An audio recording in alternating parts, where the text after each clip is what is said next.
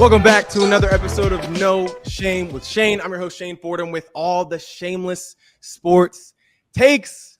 I'm not alone today. And in order for me to really talk football, I had to call on the two guys who probably arguably know football as well as I do. Not more, not better, but have an equal knowledge of ball as me. Introducing Brian Smith, Connor Rhiel from 13 News Now, my boys. Little sports overtime reunion. Overtime reunion. How y'all guys feeling there? Are y'all excited as I am? I'm not feeling the energy right now. I didn't know you had a whole theme song. You got a whole I love the open before this. Who's your DJ? I got cartoon Shane up here. First of all, No Shame with Shane is a professional production. You know, if you want to be taken seriously, you got to take yourself seriously. This is a real deal. This isn't some Zoom interview. This is a real platform. You know, if I'm going to do this, I got to do it right. It's good that you said that because I did want to make sure, will the check clear and when can we expect to get paid for this?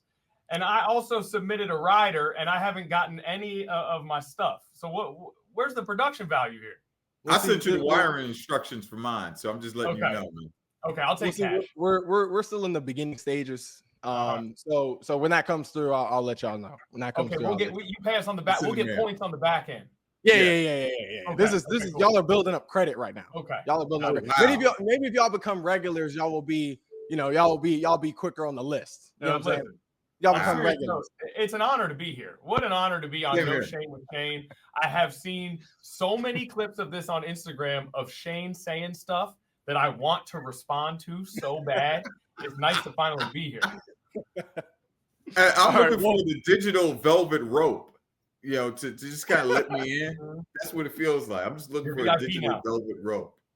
Well, this is y'all's chance. You know, I know I say a lot of stuff on here y'all don't like, but this is y'all's chance to really be able to actually respond. You know, all the arguments that we have up in the sports department, I figured there's no better platform to be able to facilitate such world-class debates than No Shame with Shane. So, guys, welcome. Super, super excited to have you guys on. So, as we know, Eagles and the Commanders faced off for the NFC Conference Championship on Sunday.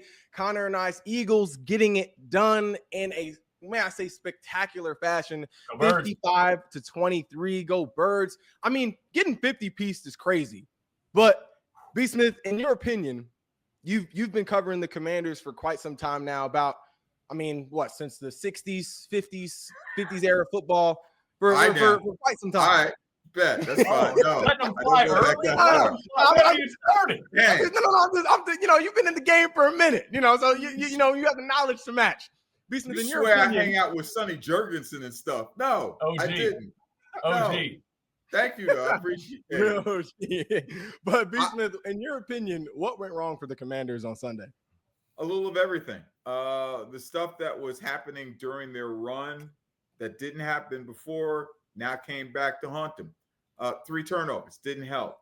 There were 2 instances where they got close to the Eagles at 14-12 and then 34-23. But then what happened? Turnovers just kind of kept them at bay. Jaden Daniels sacked 3 times, even though he had a good game. Not great, but good.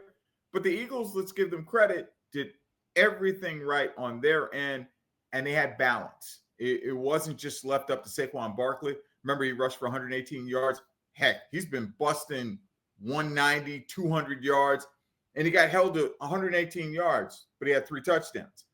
That's because Jalen Hurts kicked in, and he did his part. 3 scoring touchdowns, pass for another. Hey, that's in a nutshell from my perspective.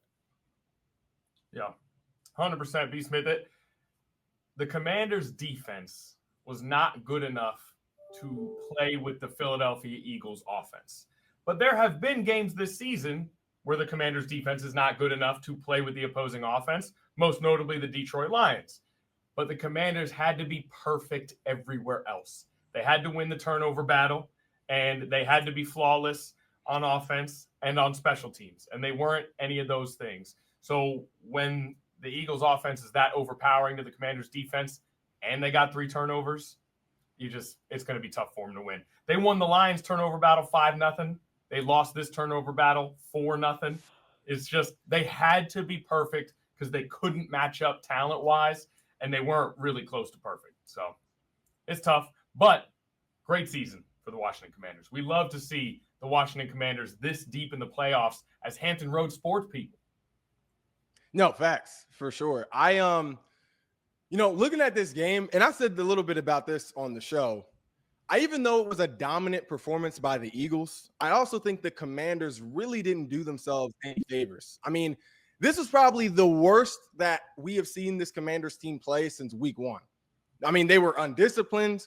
They didn't really look focused. They didn't look like a mature football team. And Connor, you made this point, in one of our prior conversations as well. It was just a lot of mistakes that the Commanders made themselves, putting them in this position. I mean, you got one. You should never be in a position where one of your vets is a bigger liability than an asset on the field than Marshawn Lattimore. I mean, they bring this guy in mid-season, to be like their lockdown corner, on opposite sides of Mike Sanderstill, who really has been a promising rookie all season, really whose success has been overshadowed by obviously the rookie success of Jaden Daniels. But they bring in a vet like Marshawn Lattimore to kind of beef up this secondary that has really been solid for most of the season. But I mean, he can't stay healthy. And then when he was on the field, he was either getting a pass interference call, he's starting fights on the field. I mean, looking at this Eagles game, he's fighting everybody. He's trying to fight everybody. Yeah, I mean, he's more fighting than defending. Right. They bring him in to set a tone defensively, but he not only does not set a tone, he becomes a weak spot in this defense, where now A.J. Brown has 97 receiving yards on the day, 1 touchdown. Smitty, that crucial PI puts them on the 1 for. That was what was that, 3rd and 13?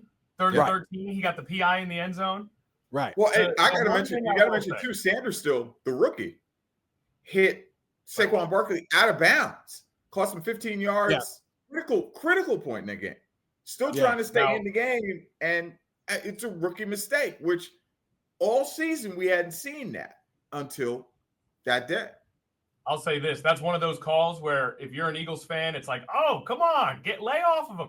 If you're a Commanders fan, that's a tough call in the NFC Championship game. Yes. That's a tough call. That's a running back. You'll see that with quarterbacks sometimes. I think he thought Barkley was going to stay in bounds and try to gain a couple extra yards.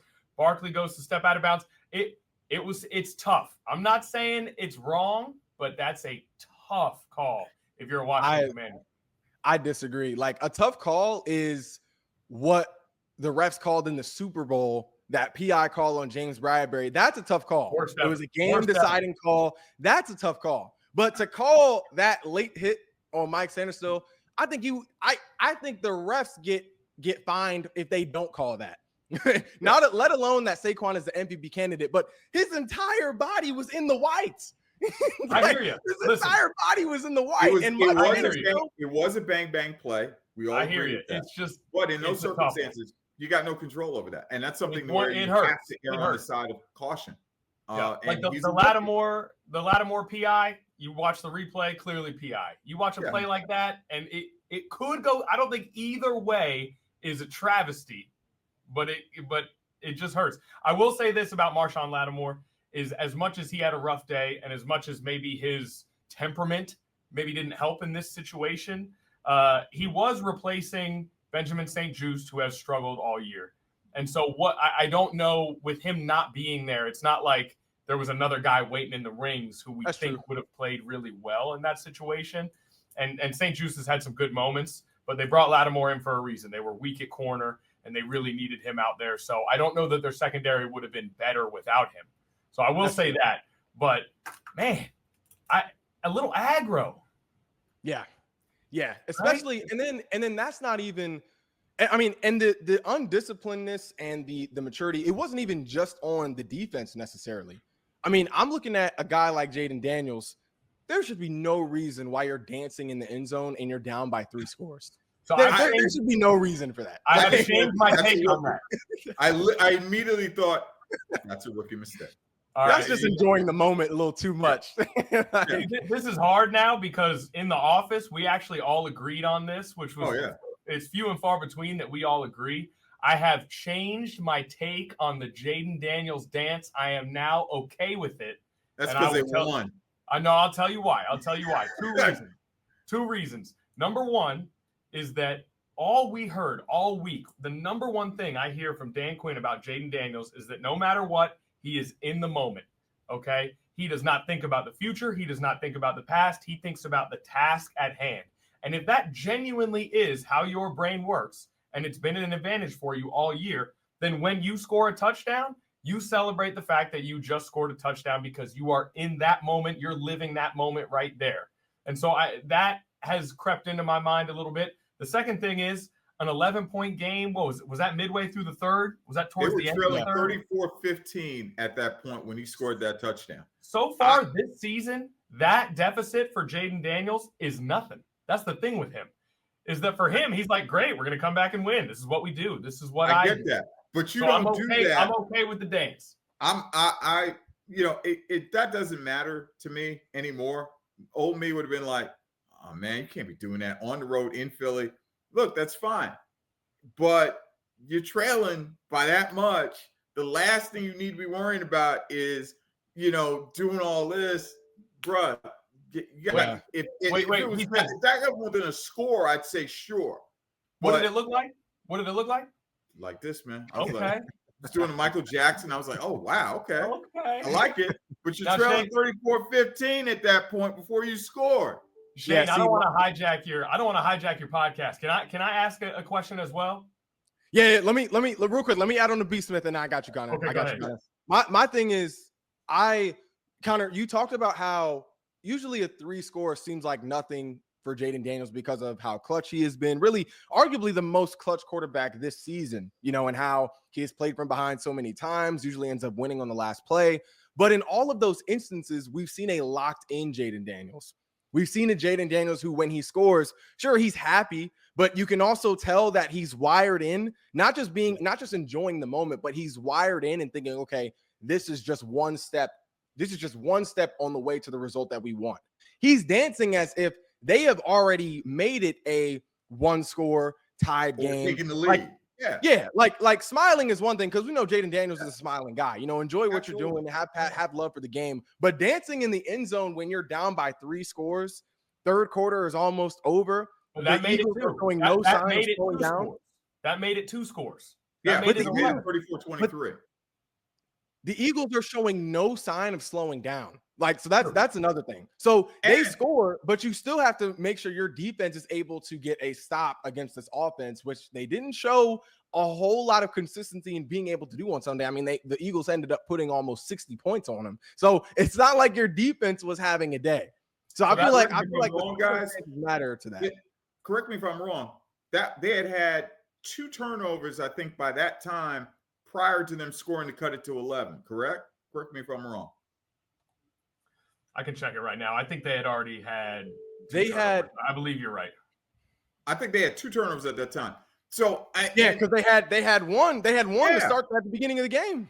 Yeah, look. I'm not mad at them. Look, in the moment, hey, that's how you feel. That's how you feel. But you already turned the ball over, I think, 2 times at that point. The last thing you need to be worrying about is getting the Eagles ticked off. Like, oh, bro, you down 2 scores. What the heck? So do you guys know what happened? Do you guys know what happened after that touchdown? Oh, wasn't the ensuing kickoff there was a fumble? After that touchdown, they kicked it off to the Eagles, and the Commanders' defense actually got a stop. They forced an Eagles punt. So it's possible. That was going to be my question is, everybody on the Commanders' sideline is tense. You are down 3 scores. It's looking like you're getting dominated. You're going to lose this game. You cut it to 11, which is closer than maybe it should have been based on how the game had gone. You see your quarterback in the end zone doing that, and you say, you know what? We're going to be fine. He's not worried. Why am I worried? Let's go play ball. And then you go out, you get a stop, you get the ball back. Austin Eckler fumbles, unfortunately, one of Shane's guys. But is there something to be said for what that can do for your team? If they say, Jaden's not stressed, why are we stressed? Just play ball. Do what we do. By today's standards, yes, I agree. I do. I agree with you on that. Look at that, Shane. He's making it a generation thing? I didn't say generation. I said by today's standards. Oh, I'm sorry. That our standards like a bit of a dance. What you got, Shane? But if you're down 2 scores, I'm just like, just saying. I understand the logic, Connor. Like, I Yeah. understand what you're getting at, because that is Yeah. the general mood that we have seen from Jaden Daniels this season. You know, play Be loose type yourself. of guy. Be yourself. Yeah, be yourself. be Have yourself. fun within the offense. But Absolutely. like, and this could just be me, like just me sort of being biased. But like, if I'm a defensive guy on the sideline at the time, I'm not looking at him dancing as, oh yeah, this is, you know, this has me juiced, this has me pumped. Yeah, Like, let's go ahead and get a stop. Like, I'm looking at it like, yo, what is he dancing for? We got a long ways to go in this game before, you know, we can start celebrating. Like, it's like having a, like Terry McLaurin celebrating on his touchdown, you know, when it was a 1-score game at that time, might have been tie game at that time. That's different. Dancing in the end zone, you're still down 2 scores. You still, at the third quarter is almost over. You already have, I think, at least 2 turnovers in the game before this point.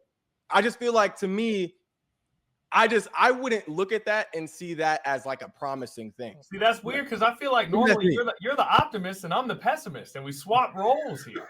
Now, let me be clear. I'm not speaking on this as like I'm very concerned for the future. Like, I'm not like wildly concerned no way about Jaden Daniels moving forward. But I'm saying, in this moment, I just think that was one of the signs that this is an undisciplined football team who is not used to being here. Like, even though they have vets on the team, you know, they have experience on the team, as a whole, this is a team, an organization that is not used to being here in this moment. And I think that was one of the signs of that fact.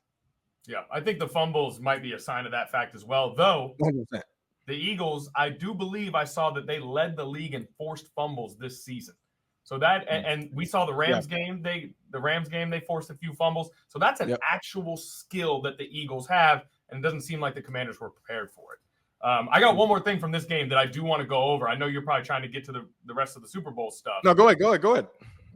That sequence with the tush push at the goal line was one of the most bizarre things I have ever seen in a football game. I don't think it's getting enough attention. I've never heard an official say, now y'all keep doing this, we're just going to award them a touchdown. We're going to give them a touchdown without them having to unheard of. I've never seen that. Unheard of. At some point, you got to do something, or Luvu could just jump off sides every time until he gets the stop. So at some point, you do have to do something. I've just never seen it get to that point before. And it's because Frankie Luvu was completely unremorseful doing so. Like, you can see it on his face. He's like, oh yeah, he's like, we already basically lost. Like, I'm not letting them just get this easy tush push. Like, I'm gonna make it difficult. This man jumped over the line from the top rope like Jeff Hardy twice. Man, we saw prime Jeff Hardy twice, back to back. Like, the first time he punched Jalen Hurts in the head. The second time, luckily, Jalen, the second time was like, I'm getting out of here before this maniac comes flying across the line of scrimmage again. But my thing with it is, one, I do feel like there needs to be – the Eagles were clearly toying with them at that point. Yeah. Right? Yeah. Realized from the 2-point fail earlier that Luvu's going to try to time this thing up and jump it. Yep. And so they said, we'll wait. What is that? Y'all parents ever do that? I'll wait. My parents didn't wait. Yeah, they didn't wait. No, see, Connor, we're black. There wasn't no waiting in our houses. We did more of a I'm a counting type of thing. Yeah, no, we had more. No. We did more of a I'm gonna count to 3. All right, just get it right. No, you guys got no. You were B. Smith. He was more of a timeout household. A lot of timeout action. Timeout household. Big timeout action. Timeout for us growing up was the length of time it took for us to run and our parents to find something for us. Oh, right. That was timeout. Not only was I getting put in timeout, but I was throwing a tantrum about it.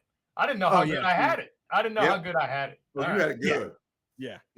Well, still, Frankie, Jalen Hurts in that moment was a white parent.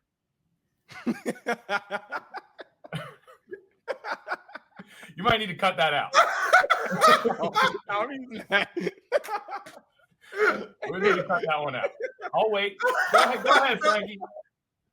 The world is yours. Oh man. Yeah. See, B. Smith, our days ended with long naps. Ended with long naps. Waking up from what just happened to me.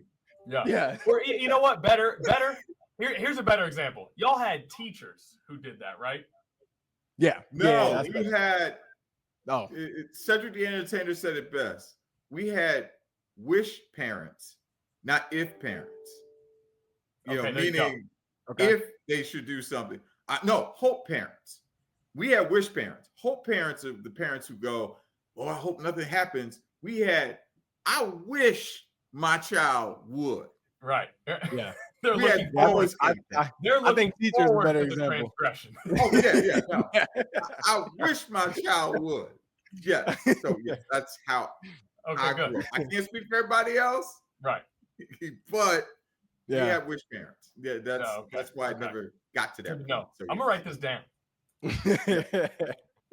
yes, and I too was a hope. I was a wish parent. I wasn't a hope parent. So Yeah. Okay, because Yeah. we know. I see that. Yeah. We're aware. Yeah. Pegging balls at Justin in the backyard. We're gonna Do better.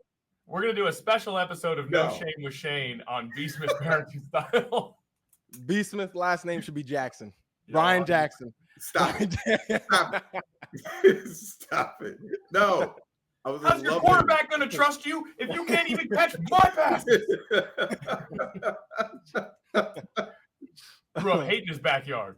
Right. But much like B. Smith used to toy with his grandson, Connor, I think you hit it on the head. That's really what Kellen Moore was doing to this Commanders defense all game. Yeah. I mean, this was honestly the best overall play calling that I think we have seen from the offense all season.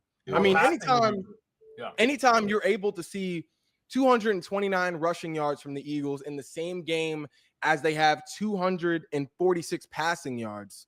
Yeah. Clearly this Eagles offense has found more of a balance than they have out of any of the prior 17 to 18 weeks of football that we've seen, up to this point. And that's what makes them dangerous. That's what makes them dangerous. You can't just rely on Saquon Barkley. Now you got to deal with Jalen Hurts. Right. And that kind of leads into my next question. So with that, Connor, we can start with you. What do you think went right for the Eagles in this matchup versus the Commanders? Well, we hit it. We already hit a lot of it. I thought, very little went wrong, to be honest. Jake Elliott missed a field goal, but we've all gotten used to that. The number one thing that went right is the fact that Jalen Hurts in this passing offense got loose. It was nice to see. Jalen Hurts alluded to it after the game. He said, Sirianni kind of took the straitjacket off of me a little bit. But this passing offense really, really got loose. In the second half, it was humming. They had a rhythm. And as someone who watched Eagles games all season, it was one of the first times where when Jalen Hurts dropped back to pass, I felt confident. I felt comfortable. I felt like it was going to be productive and positive for us. Dallas Goedert had it going on. Both AJ and Devontae did their thing. You got Barkley setting it off with the big run. So it's not like, he still had his piece. So the passing game getting going for Philly was, I think, probably the most important part of this. And then defensively, it's what we've seen all year. I mean, top to bottom, they're absolutely loaded. They're the number one defense in the NFL. And they were able to, at the very least, contain the explosives. McLaurin got loose for one, but on that long drive, 4 yards, 5 yards. Yes, they were converting fourth downs, but they were able to totally contain the explosives, buy themselves time to force some turnovers. So a lot went right. A well-coached game by Nick Sirianni. Shane, I know you don't think we get a whole lot of those, but we got one. A well-called game by Kellen Moore. And I believe on this very show a few weeks ago, you said Saquon Barkley deserves a statue. Well, put 100%. One of Vic Fangio up right next to him. All right. We're going to have the first ever defensive coordinator statue outside the link. Fangio. Not going to lie, I think it was that good, Connor. But B. Smith, what you think? I agree with Connor on this one. They played the perfect game. They finally found balance, which was something that I think great teams who are in search of Super Bowls have. And we'll get into it later with their matchup with the Chiefs. But I always feel like you got to be able to do a little bit of everything for it to be right. When things aren't going wrong with certain aspects of your game, you can go to the other one. You have options that you can play with. That's what makes teams dangerous when it comes to going into a Super Bowl like the Chiefs and the Eagles are right now. And shout out to the link. It was jumping in there. Yeah. Oh, yeah. Nice to have home field advantage. That would have been the problem with playing the Lions. It felt through the TV like there was a real vibe in there, a real atmosphere, and it only got ratcheted up as they dominated. So, 100%. And I think you guys hit it on the head, with just this being an overall very well balanced game for both the offense and the defense. I mean, of course, Saquon really setting the tone on the first play of our first offensive drive, 60-yard touchdown, breaking, I think, 3 tackles on his way there. I mean, I knew it was going to be downhill for the Commanders just from the first play. I mean, from the first play, we were counting on Saquon Barkley to really make the most out of this playoff run, especially since he wasn't able to break the record this year, choosing to sit and allow the other starters to rest. So I think the huge production that we have seen from him this postseason, I mean, he's really showing why he is more of an MVP candidate than a lot of people think. I mean, and really more of a candidate than Jared Goff. That is for sure. Yes, that's what he said. Separate conversation. Yes.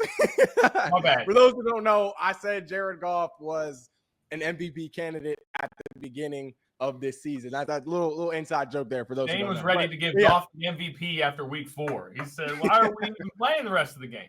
I said candidate, and I was right. He's top 5 for a reason.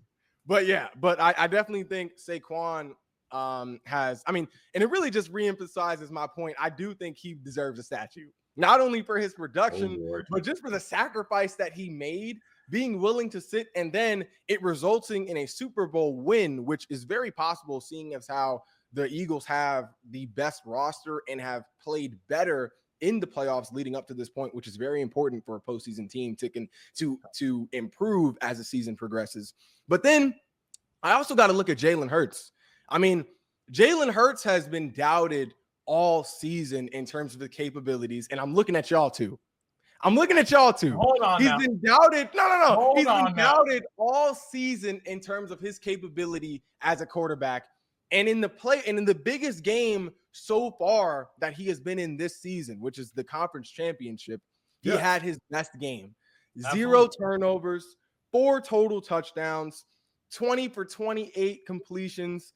110 passer rating, not just QBR, passer rating, which means he was efficient just based on his arm, not even counting what he did on his legs, getting the win, not just getting the win, but stomping one of the Cinderella team of the league this year. It solidified the belief that I have in that Jalen Hurts is a top 5 quarterback in the NFL. Being one of those guys who will be able to consistently win you a game when it matters the most, even though regardless of what his regular season numbers are, consistently being a winner when it matters the most. But then let's on the defensive side, on the defense, let me holler at my defensive guy. No. You get to defense. You want to respond? Say stuff like that and then just go ahead. Because I already know you're about to say some more disrespectful ish on my man's name. Now this is your show. Do we want to do a top 5 quarterback conversation? Is that what we want to do right now? Because we can do it. We can throw that out there. We can do it. Okay. Here's smoke. I've been defending Jalen Hurts all season. Here's the deal. There's 4 that are absolutely solidified. I do not think they can be challenged. And that is Mahomes, Jackson, Allen, and Burrow. I think that is unarguable that those are the 4 best quarterbacks in the NFL right now. So we start at number 5. That's where we start. And there's a number of candidates that would hope to be a part of that discussion. So you say that Hurts is number 5. That's what you're saying. First of all, you said that you named 4 names just now. Right. And you said it's inarguable that those are the top 4 spots. I think that statement is arguable in itself. Looking at Lamar Jackson specifically. Lamar Jackson right now is one of the most overrated quarterbacks in the NFL right now. See, you bring me on here. You bring us on here. Listen. Because I'm sick of this facade that Lamar Jackson is a better quarterback than Jalen Hurts just because he has huge regular season numbers. He has the MVP. Oh, that doesn't matter. One of which he didn't really deserve. One MVP he didn't really deserve. You're taking away the man's MVPs? Christian McCaffrey could have easily had that MVP. Christian McCaffrey could have easily had the MVP that year. So you're looking at a guy who. Let me at least just say this. You're right. Jalen Hurts had an incredible NFC title game. The numbers don't lie. He was fantastic. Up until that point, he didn't. He really didn't. Comparable to the 4 he had already mentioned. That's a discussion that you can go any way you want to with this. His numbers were not there until the NFC title game. So that's why he said the other 4 are ahead of him, and then you start at 5. And I think Jalen Hurts. You look at that as a reason why Jalen Hurts is not better than Lamar Jackson. I look at it as I would prefer a guy who may not be flashy, may not be putting flashy numbers up during the regular season, but will be able to win my team a playoff game. Lamar Jackson hasn't been able to show he can do that consistently. So if you're asking me who is the better quarterback, I'm taking the guy that is better at winning because that is the most important component when it comes to quarterbacks. But Jalen didn't come through until the NFC title game. Are we in agreement, Connor? That's not true. That's not true. Here's the deal. That's not. If you actually watch the games, there were several moments where Jalen Hurts would keep the team alive, whether it was with his legs or his arm. You have to also take into account the type of offense that we have been running this whole season. It's been Saquon Barkley oriented. The man has over 2,000 yards. The man has over 2,000 rushing yards on the season. I agree. It's been Saquon Barkley oriented. I think had he done this in the 2 previous games, you could make an argument. You could. But he didn't have the best of numbers until the NFC title game. But if we're looking at playoffs, neither did Lamar and neither did Josh. Lamar Jackson or Josh Allen didn't have over 200 passing yards the previous 2 rounds of this playoff season. And Lamar Jackson has more postseason turnovers than Jalen Hurts has in one single game. Okay, so let me jump in here real quick. Okay. Your argument, all it really can boil down to, all you've got in this situation is that Jalen Hurts wins games in the postseason and Lamar Jackson doesn't. That's all you got, because every other possible metric that you can look at would determine that Lamar Jackson is the better quarterback. So what you've got is this sort of amorphous, undefined ability to win, right? But if you actually break it down, well, hold on now. If you actually look at it, first of all, Lamar Jackson against the Buffalo Bills this year in Buffalo went 18 for 25 for 254 yards, 2 touchdowns, and threw the game-tying 2-point interception that was dropped by Mark Andrews. So he's got some postseason bona fides too. Just because it didn't go his way doesn't mean that he hasn't made big plays in postseason games. That man was in the AFC Championship game last year, all right? He was there last year. So let's not act like Lamar is a total and complete dud every time. Hold on, Shane. Hold on now. Here's the other thing. I think Jalen Hurts is awesome, and I love that he's a Philadelphia Eagle. And I do agree with you that he does make winning plays in big-time moments frequently. I do agree with you that he has done that in the past. But in order to overcome the body of work that Lamar Jackson has compiled, Jalen would need to be Tom Brady-esque in the playoffs. And he simply has not been that. In his first playoff game, his team was down 31-0 going into the fourth quarter, and he had played, frankly, terrible. In his second postseason, he played Giants in the first round, correct? And then he played the Niners in the second round. Neither game they were 2 blowouts where the better team absolutely dominated. Neither game was necessarily a situation where Jalen had to go above and beyond.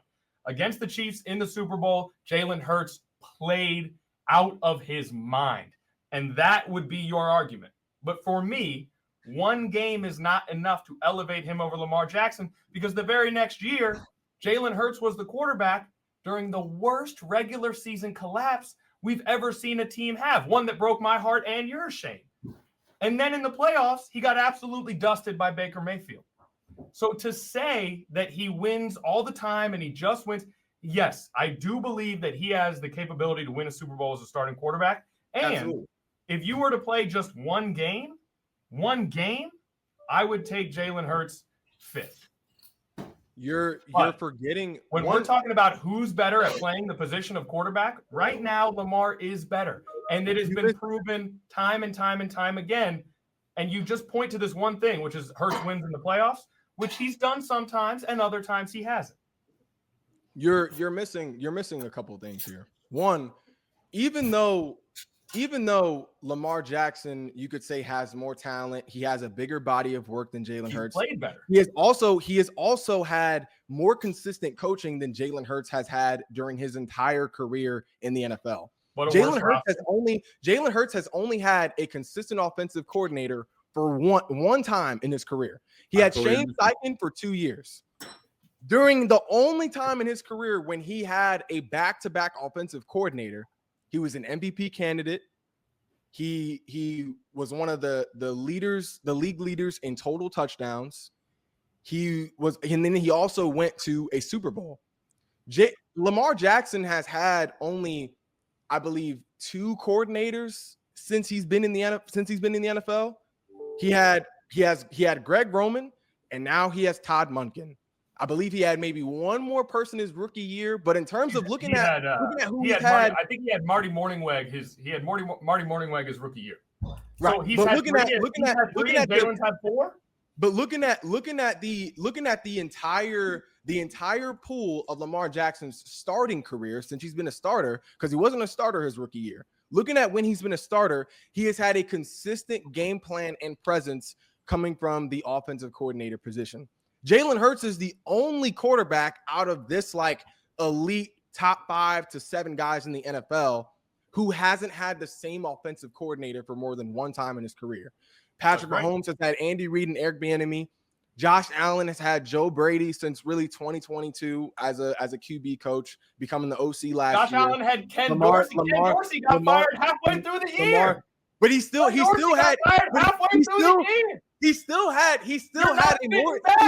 more consistency in the offensive coordinator position than Jalen Hurts. Everybody has. Even Joe Burrow has had Zach Taylor. He's even had even though Zach Taylor isn't worth much right now, he still had a consistent presence in the play where the play call. We're getting in the weeds. I know you want to jump in. Let me jump in real quick. I have one request. I'm not done. Wait. Let me look at one request. Let me say this one last thing, and I got you. Look at the playoffs, right? You talked about playoff success, how winning is the only thing that I can say Jalen Hurts does better than Lamar Jackson. Lamar Jackson has been great during the regular season, but how much does that really matter if it doesn't win him playoff games? We look at a guy who is an MVP candidate in the regular season, but in the playoffs, this man before this year had as many turnovers as he did touchdowns in the playoffs. Now he has 10 touchdowns and 7 interceptions. He only has 3 playoff wins in his entire career, which is longer than Jalen's in terms of starting. Jalen Hurts in less years with not as consistent coaching has 8 touchdowns and only 2 interceptions in the playoffs. He has 5 playoff wins. He has a higher average passer rating in the playoffs than Lamar Jackson does. Jalen Hurts has a 93 passer rating. Lamar Jackson has an 84 passer rating. And both of them 8 games played in the playoffs. But in the same amount of games played in the playoffs, one has been in the NFL for less years, and one is significantly more productive in the NFL with less years and with less consistent coaching. So if you're asking me who the better quarterback is, I'm picking the guy who has been able to win in different circumstances, working with less, as opposed to Lamar Jackson, who sure is an MVP candidate during the regular season. No, not a candidate. A 2-time MVP, and the favorite to win this year. MVP. Not a candidate. He's an MVP. But he is the only MVP in NFL history who has never made it to a Super Bowl. And when you're looking at that, those weapons were good enough to make him an MVP. Those weapons were good enough to get him to the playoffs. Those weapons were good enough to make him lead the league in passing yards or be a top 3 passer and lead the league in terms of rushing yards. Thank you for telling us how awesome Lamar Jackson is. What is this? But how much does it really matter if that doesn't translate to the postseason? I'll put it to you this way. If not for Saquon Barkley, we probably wouldn't be having this conversation about Jalen Hurts. Am I in agreement, gentlemen? Well, let me jump in, B. Smith, and also say, why does Jalen Hurts have a new offensive coordinator this year? Is it because the offense was a dumpster fire and his offensive coordinator got fired last year? Are you saying It's that's not Jalen like Hurts' the guy fault? voluntarily left. Is it Jalen Hurts' fault that he got fired? Is that what you're trying to say? He's the quarterback. He was top 3 in passing last year, even during the collapse. So he clearly wasn't the problem.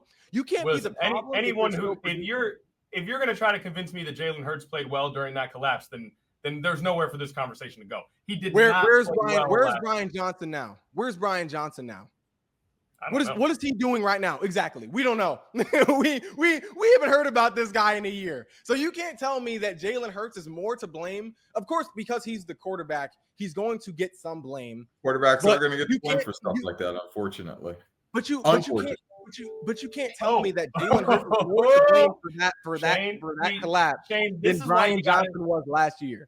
This is why you got to do your research, because Brian Johnson is currently the passing game coordinator for the Washington Commanders. How has that pass game looked? Oh my God. Is he a coordinator?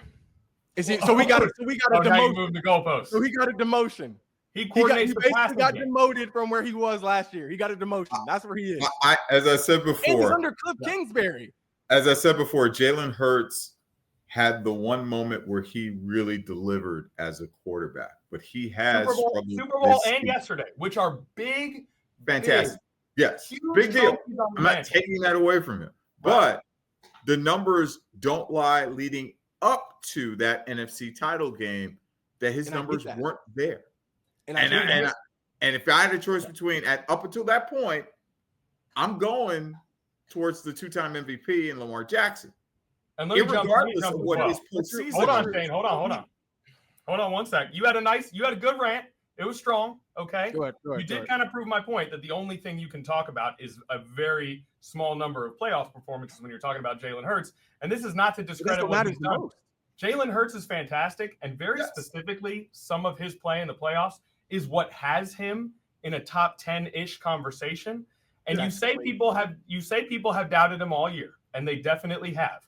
But that doubt did not come from nowhere. He's proven it wrong.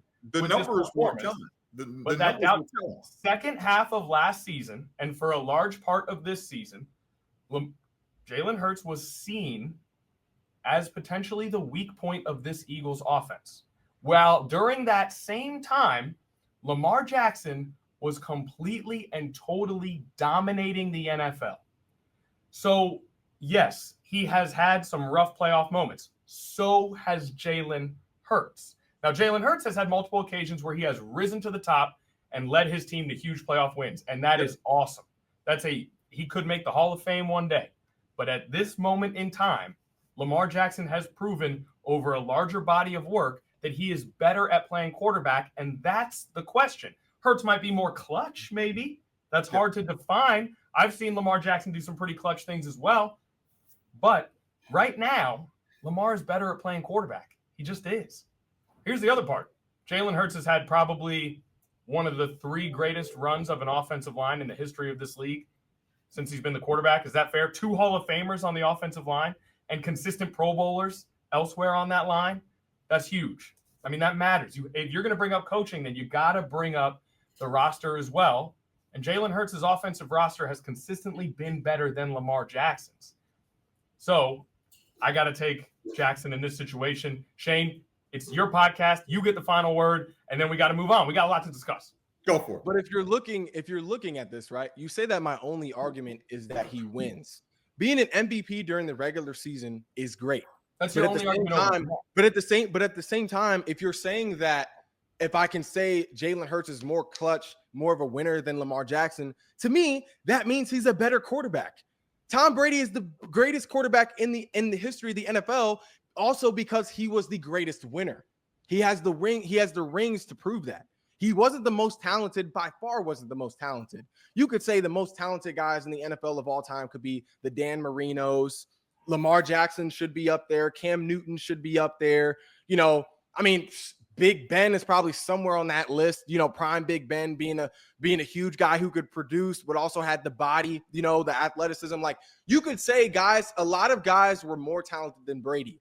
But what made Brady greater and a better overall quarterback was his ability to win. Hey, B. Smith, did Tom Brady win 7 Super Bowls? Does Jalen Hurts have any? And he has more appearances. He has more appearances than Lamar. Lamar hasn't even been to one.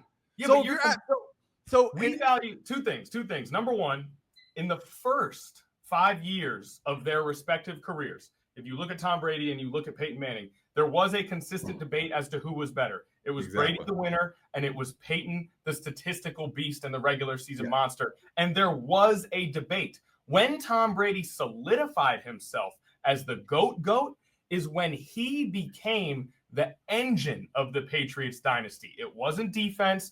It wasn't a running attack. It was when Tom Brady's passing ability became the engine of the Pats dynasty, and they won a whole bunch more Super Bowls. That's when he became the GOAT. He had a winning record against Peyton Manning. And Shane, when you were a youngster, Shane, you had homework to do. You didn't get to watch these games. Jalen, don't do that. Me and B. Smith were watching. You had, you know what I mean? Who knows? Don't do that. I'm not going there. I'm not going there. But if you look at it like this, like Jalen Hurts was the engine in 2022. Now, right now, of course, Saquon Barkley has been the engine. I mean, having an MVP caliber year. But you can't tell me that Jalen Hurts wasn't the engine behind the team's success in 2022. Multiple players in the locker room are on record of crediting Jalen Hurts for getting the team to where they were. But that's the thing, Shane, is if Jalen had come out in 2023 and 2024, and he had been that type of player year after year, close to 4,000 yards passing, running the offense with it, if he had been that type of player and he had been second in the MVP voting or maybe won an MVP and consistently got deep into the playoffs, then we could have a conversation. But he hasn't been that guy other than 2022. He hasn't been that guy. Do you know how hard it is to learn a new offense every single year? I do not. Offensive playbooks are some of the most complicated schemes you could ever read. Jalen Hurts has had to memorize and understand 3 different offensive schemes since he's been in the NFL. He's had to do it twice he's had to learn a new offense more times back to back than he's had the same offense back to back. Unfortunately, for me, I got to see it. I understand what you're saying. I understand the concept that it's hard. I got to see it. Okay. Right. So let me ask you both this. If I would have Hurts very high. I'm coming across as a hater now. I think Hurts is a beast. And I think he's solidified himself as maybe top 7, top 6 type of quarterback. Maybe. I mean, he's in striking distance of that area, but I cannot put him over Lamar Jackson right now. I got 2 questions for y'all, and then we can move on. I got 2 questions for y'all, and then we can move on. One, if Jalen Hurts on Super Bowl Sunday, he goes out, outplays Patrick Mahomes the same way he did 2 years ago, but wins, would you have him higher up in the top 5? Well, first of all, I'm starting to get a little sweaty over here. All right, we can't be talking about Fantasyland dreams, okay? It's not fantasy because we've seen it before. All I'm saying is, if he has the same performance as he did in 2022 with his arm, with his legs, outplaying Mahomes, but this time the result is different. Do you have him higher up in the top 5 list now? Which I will say, it is interesting that your entire argument is playoff victories, and the guy has never won a Super Bowl and lost the biggest game of his career. I'm just saying it's interesting that that's your whole argument. But I digress. Literally had, even in losing, he was not the reason why they lost. Lamar Jackson has been the reason why the Ravens have lost in the playoffs. And then playing in the Super Bowl and losing, not last week, but overall. More times than none, Lamar has been the reason why the Ravens have lost. In the Super Bowl, like you said, hit the biggest game of his career. Jalen Hurts had hit the best game of his career. Not only the best game of his career, one of the best performances by a quarterback in Super Bowl history. So I ask again, if Jalen Hurts has a similar performance, but with a different result this time in the Super Bowl, does Jalen Hurts move up on the top 5 list in you guys' opinion? He does not move into the top 4 for me based on one game. He does not. I can't. Those 4 guys have done so much, so consistently. Hurts does not move into the top. Those 4 guys are breaking this game, essentially. Those are 4 of the best players that we probably will ever see in the NFL. I mean, and in Lamar's case, I'm not bashing Hurts. In Lamar's case, remember, he didn't quite have the resources he had earlier in his career while he was winning that first MVP. Connor, back me up on that, possibly. I don't know. I don't think he had he has not consistently had. Yeah, he won MVPs. Zay Flowers has finally started to come into his own. He finally has somebody, and he was winning MVPs prior to that. Okay, so we gotta move on. We gotta move on. I'm gonna say one thing, and then we've all said our takes. I'm gonna say one thing, and I'm gonna move on. Are we forgetting that Jalen Hurts went to the playoffs his first year starting? We're forgetting that, and he didn't have any Pro Bowl. He didn't have any Pro Bowl guys at the time. He had a rookie Devontae Smith, and he had Jalen Rieger. Yep. Jalen Rieger, who is on the practice squad for the Vikings right now, was Jalen Hurts' second option, and he went to the playoffs. Yeah, but that's all. They were down 31-0 going into the fourth quarter. By your metrics, that means he can't win playoff games. First of all, it was against got him, B. Smith. A loaded Bucs team. It was a loaded Bucs team with Brady on the other side. Now, here's what we need. Here's what we do need, Shane. We got to make sure we let B Smith is so nice. He's gonna let me and you yap. We got to make room for B. Smith takes here. The man's got. I said my piece. I said my piece. I'm gonna open it up with you for this question. Now we're moving on to Super Bowl. Let's talk Super Bowl. You know, we talk theoreticals. Let's talk where the moment that we're actually in. Let's be present now. B. Smith, I'm gonna start with you. Mm-hmm. Chiefs, Eagles facing off in Super Bowl Sunday. B. Smith, who you got? What's your prediction? Here's what I base it on. I'll say it first. First of all, I'm going to go with the Chiefs ever so slightly. They have one of the most impressive 15-1 records that I've seen, because it hasn't been pretty at times. They are the team that I think has roughly 30 to 40 players with deep runs in the playoffs, I believe, with this team. They have won in various ways during the regular, postseason, and Super Bowl that I have not seen of any team in the last decade. That's part of my reasoning for that. And until I'll go a step further. What was it, 2 years ago? Everybody was knocking the Chiefs. Well, they got to go on the road to get to a Super Bowl. They did that and still won. Everybody was talking about them. Well, they're at home. They won that way. When it's gotten ugly, they have been in. I can't. It's you're more of a plays kind of guy, Shane. So you know what they do. I've never seen a team in recent years win in so many ways. Teams have them dead to rights, and they still figure out a way to win. I have not seen that before. That's not something that you can't put analytics on. That's called experience. There isn't a situation that they haven't been in that they couldn't work themselves out of. The Eagles they're as talented, and it maybe in a couple of places better than what the Chiefs have. What they don't have is scenarios, situations in a Super Bowl, doing what's necessary. It may not seem pretty at times. You can say all you want to about Jalen Hurts is this, and A.J. Brown is this, and Saquon Barkley is this. It doesn't matter to them.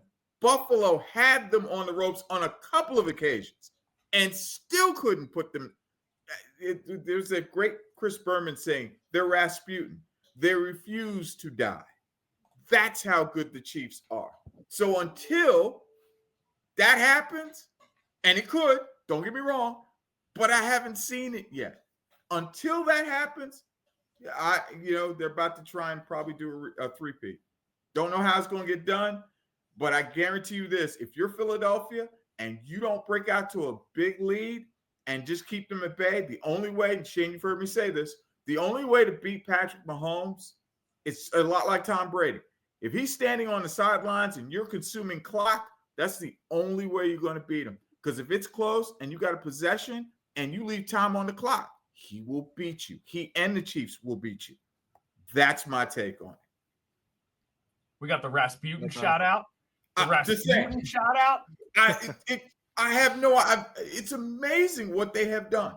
Wasn't it like 15-1, Rasputin? Like and nobody's really talking about them. Didn't the king bring his son to Rasputin and he was like, he's sick, I don't know what to do, and Rasputin was like, have him drink some water. But they just didn't understand modern, and he was like, oh, my son is healed. He drank 2 cups of water. I mean, tell me I'm wrong. Like, hydration. Welcome please tell to me the I'm wrong, modern guys. world. I mean, please. I mean, I get it. You guys are Eagles guys, but you know as well as I do. I'm just going. Good luck trying to stop this thing. Is that coming to me next, Shane? Because I created a policy. I created a policy that I simply do not waver from in any situation, which is that I don't pick against Pat Mahomes. I just don't.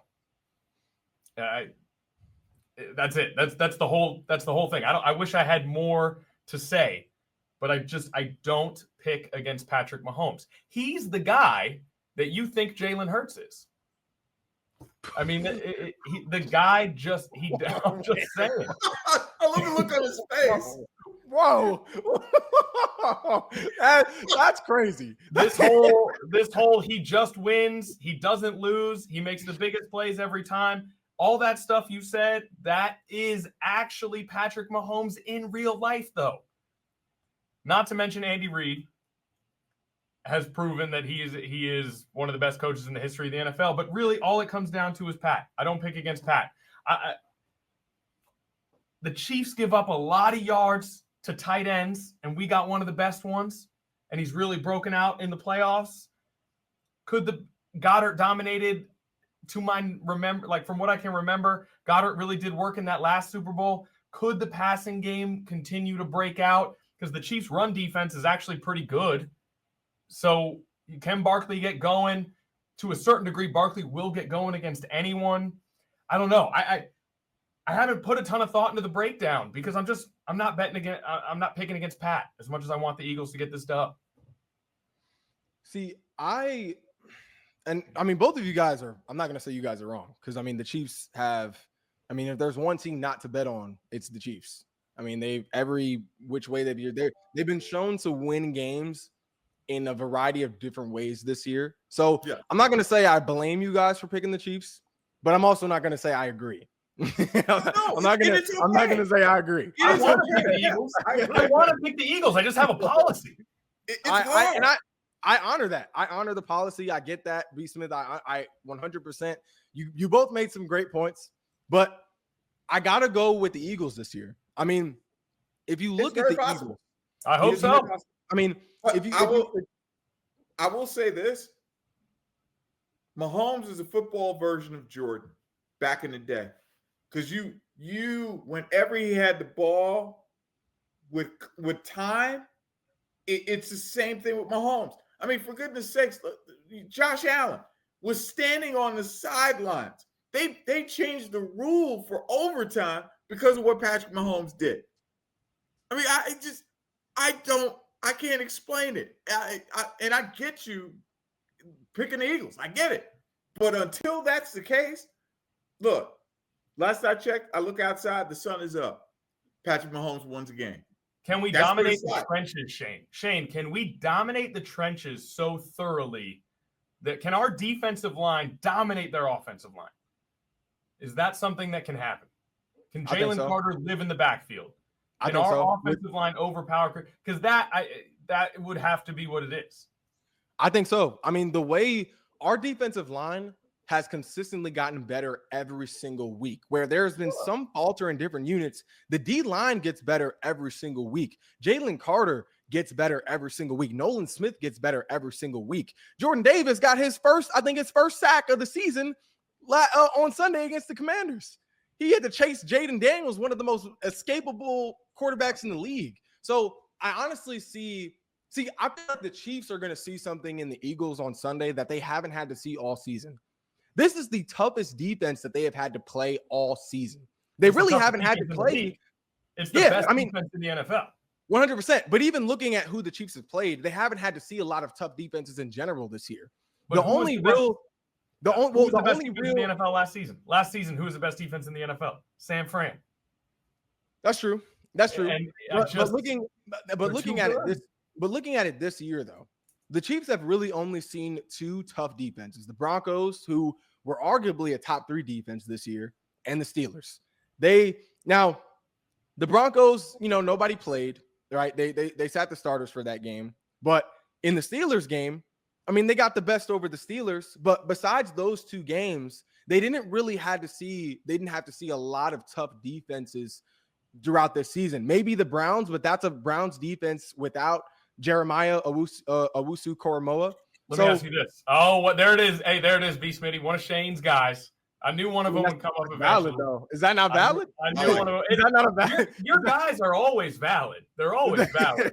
Yes, they're just not guys that you can blame a loss on missing. But all I'm saying is that the Browns defense is clearly better with Jeremiah on the field as opposed to not having him on the field. Let me ask you something, Shane. We gave up a big game to Zach Ertz. Mm-hmm. Are you worried about Travis Kelce getting loose on us? Of course, I'm worried. Of course, I'm worried. That's a Hall of Famer. That's a future first ballot Hall of Famer. Yeah, I agree. But I also know that at least through the postseason, our coaching staff, especially Vic Fangio, has shown the ability to adapt from week to week. Like going up against the Commanders, we learned from the mistakes of the Lions and how they really came in with a disrespectful approach against the Commanders, thinking that they were going to be able to do whatever they wanted to do offensively. Kellen Moore and Nick Sirianni, they didn't make that mistake going up against the Commanders. Vic Fangio has had a consistent presence on defense from week to week, just continuously using different schemes within his sort of umbrella-based coverage. Knowing when to send pressure, knowing when to have extra help up top, which is why we have 2 defensive rookie of the year candidates in the secondary alone, and have a defensive player of the year candidate in Philly for the first time since, I don't even know. Reggie White. I don't know. Maybe B-Doc. Maybe B-Doc. B-Doc was in some of those. B-Doc was in some of those conversations, I think. Yeah. Hassan Reddick in 2022 was in that conversation. That's true. Hassan Reddick was in the conversation. I would say this too. So it's been a minute. I forgot to mention the coaching aspect. Andy Reid versus Nick Sirianni. Be careful. I'm not saying it's a wrap. I'm not. But what I'm saying is, if this game is tight in any way, shape, or form, Andy, he's going to probably outcoach him in some way, shape, or form. And Andy has seen more situations and has gotten his team out of situations better than any coach I could think of currently coaching right now in the entire NFL. That's why they're 15-1. That's true. Correct me if I'm wrong. I'll say this. As much as I'm with you, B. Smith, the Pat Mahomes factor is just overwhelming. Mm-hmm. I think because of the slow start and because of last season's collapse and because, yes, Shane, people have slept on Jalen Hurts. I do overall agree with you on that. I think it maybe is slept on a little bit that if you go resume to resume, let's pretend this is college football and we just go quality wins. Here's the Eagles' quality wins this season. Green Bay twice. Cincinnati, Washington twice, the Rams twice, the Ravens and the Steelers. That they have played the best of the best in the NFL and they have beat them. They have the number 1 ranked defense. They have a 2,000-yard rusher and maybe the best offensive player in the league this season. They have an elite wide receiver core. They have an offensive line with multiple Pro Bowlers and a multi-year run of being among the best. And Jalen Hurts, their weak link is a 2-time Pro Bowl quarterback. I get it. I understand. The Eagles, they have a sneaky case to be one of the best teams we've seen in a decade. This team is better than 2022. This team might be better than 2017. Who has the most Super Bowl experience between these two teams right now? I'm with you. And to me, it's not even close. Brady lost a couple too. Yes. I agree. Lost one to us. This team right now, Philadelphia, for all intents and purposes, probably should beat the Chiefs. They should, because the Chiefs aren't what they aren't what we expected them to be being into this position. Well, hold on now. No. What I'm saying is this: they're 15-1, but they've won it in ways you just kind of go. And correct me if I'm wrong. Do you look at it and go, how the heck is this team 15-1? With how they play? No, think it's no, obvious. it is. I get it. I know Oh, why. I get what you're saying. You're saying I get what you're, okay. I get what you're saying. Yeah, Yeah. so, I You're mean, saying by how they they're not kind of escaped. the Chiefs. Like, But it's they like are though. they are, but they aren't. But they figure out a way, and that's something in analytics you just can't put a finger on. It's the eye test. They figure it out, and no But that's one's why. better at that right now. But that's why I think this will be a win for the Eagles, because they were in those nitty-gritty type of games with teams that didn't really have tough defenses like that. Like they like, if you look at the schedules, Connor, you went through it.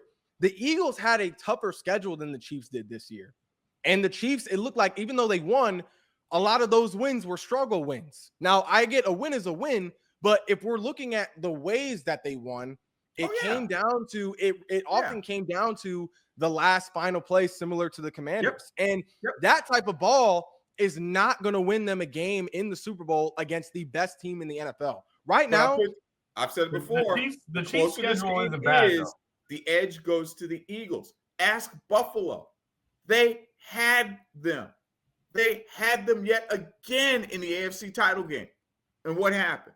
I'm gonna be real with you. The Bills didn't have a Pro Bowl caliber defense on the other side of the ball. Like the Chiefs, it's experience of situations, and that's where it comes with this team, and that's what makes them dangerous.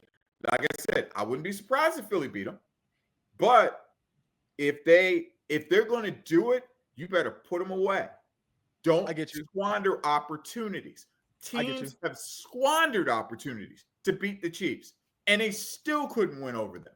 That's why I'm saying Chiefs schedule is pretty impressive too. I just want to throw that out there. Chiefs schedule is pretty impressive as well. Yeah, and I'm not saying they had an easy schedule like the Chargers, but it wasn't defense wise. It wasn't as tough as what the Eagles had to face this year, and definitely what the Eagles will see next year. But don't be disrespectful of the Chiefs defense, because Chris Jones plays a huge factor for that team. He's the reason that defense was the reason why they wound up getting that second Super Bowl in a row, because their 100%. Offense was struggling 100%. At times, their defense built them out. But this isn't the same defense either on the Chiefs side. One, we're looking at a banged up Chris Jones, who is going to be going up a banged up Cam. I thought Jones was healthy. I thought Jones was healthy. Jones isn't healthy. He's playing, but if you were watching the game, you could see he's dealing with some tweaks the same way that Cam Jurgens and Landon Dickerson are. So that's going to be a competition. But overall, this is not the same Chiefs defense that we saw last year at an elite level or the year before that when they played us. If you're asking who the better team is from when we last faced off, it's the Eagles. The Eagles have gotten consistently better, while you can't really say the same thing about the Chiefs from the last match.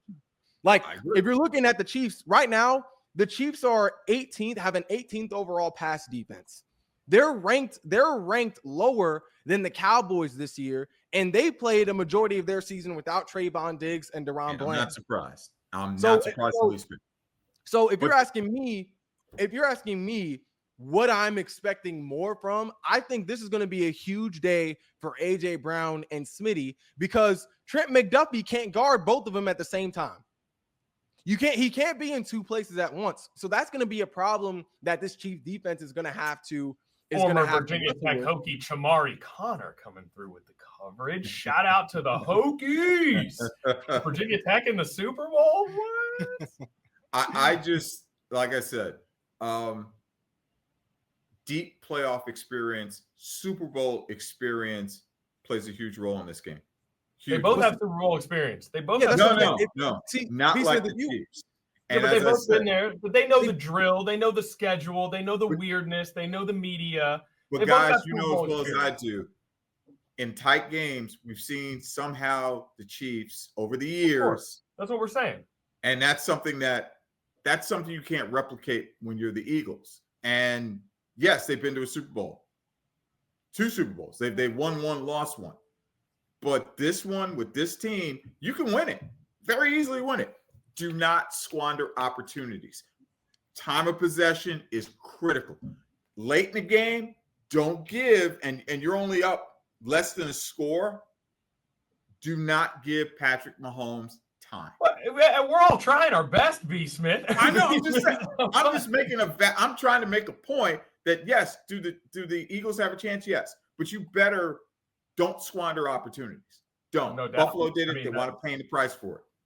But B. Smith, if we were talking about the Lions versus the Chiefs, like if the Lions were to make the Super Bowl instead of the Eagles, I would 100% agree with you because the Lions haven't been to this point before. But kind of like you said, the Eagles have experience in this stage. They have experience on this level of football against the very same team. Like I feel like they are familiar. The Eagles are in a rare position where they are the best team in the league. Right, especially on offense. They are the best team in the league who has experience with the team that they are getting ready to play. A team that has actually gotten worse on offense and on defense since they faced them 2 years ago. So if we were talking about a less experienced team, I would 100% agree with you. But we're talking about a Super Bowl seasoned team that has also been here before, like the Chiefs. I agree. But you're dealing with a Jordan at quarterback on the other side of the field. He's been in this situation.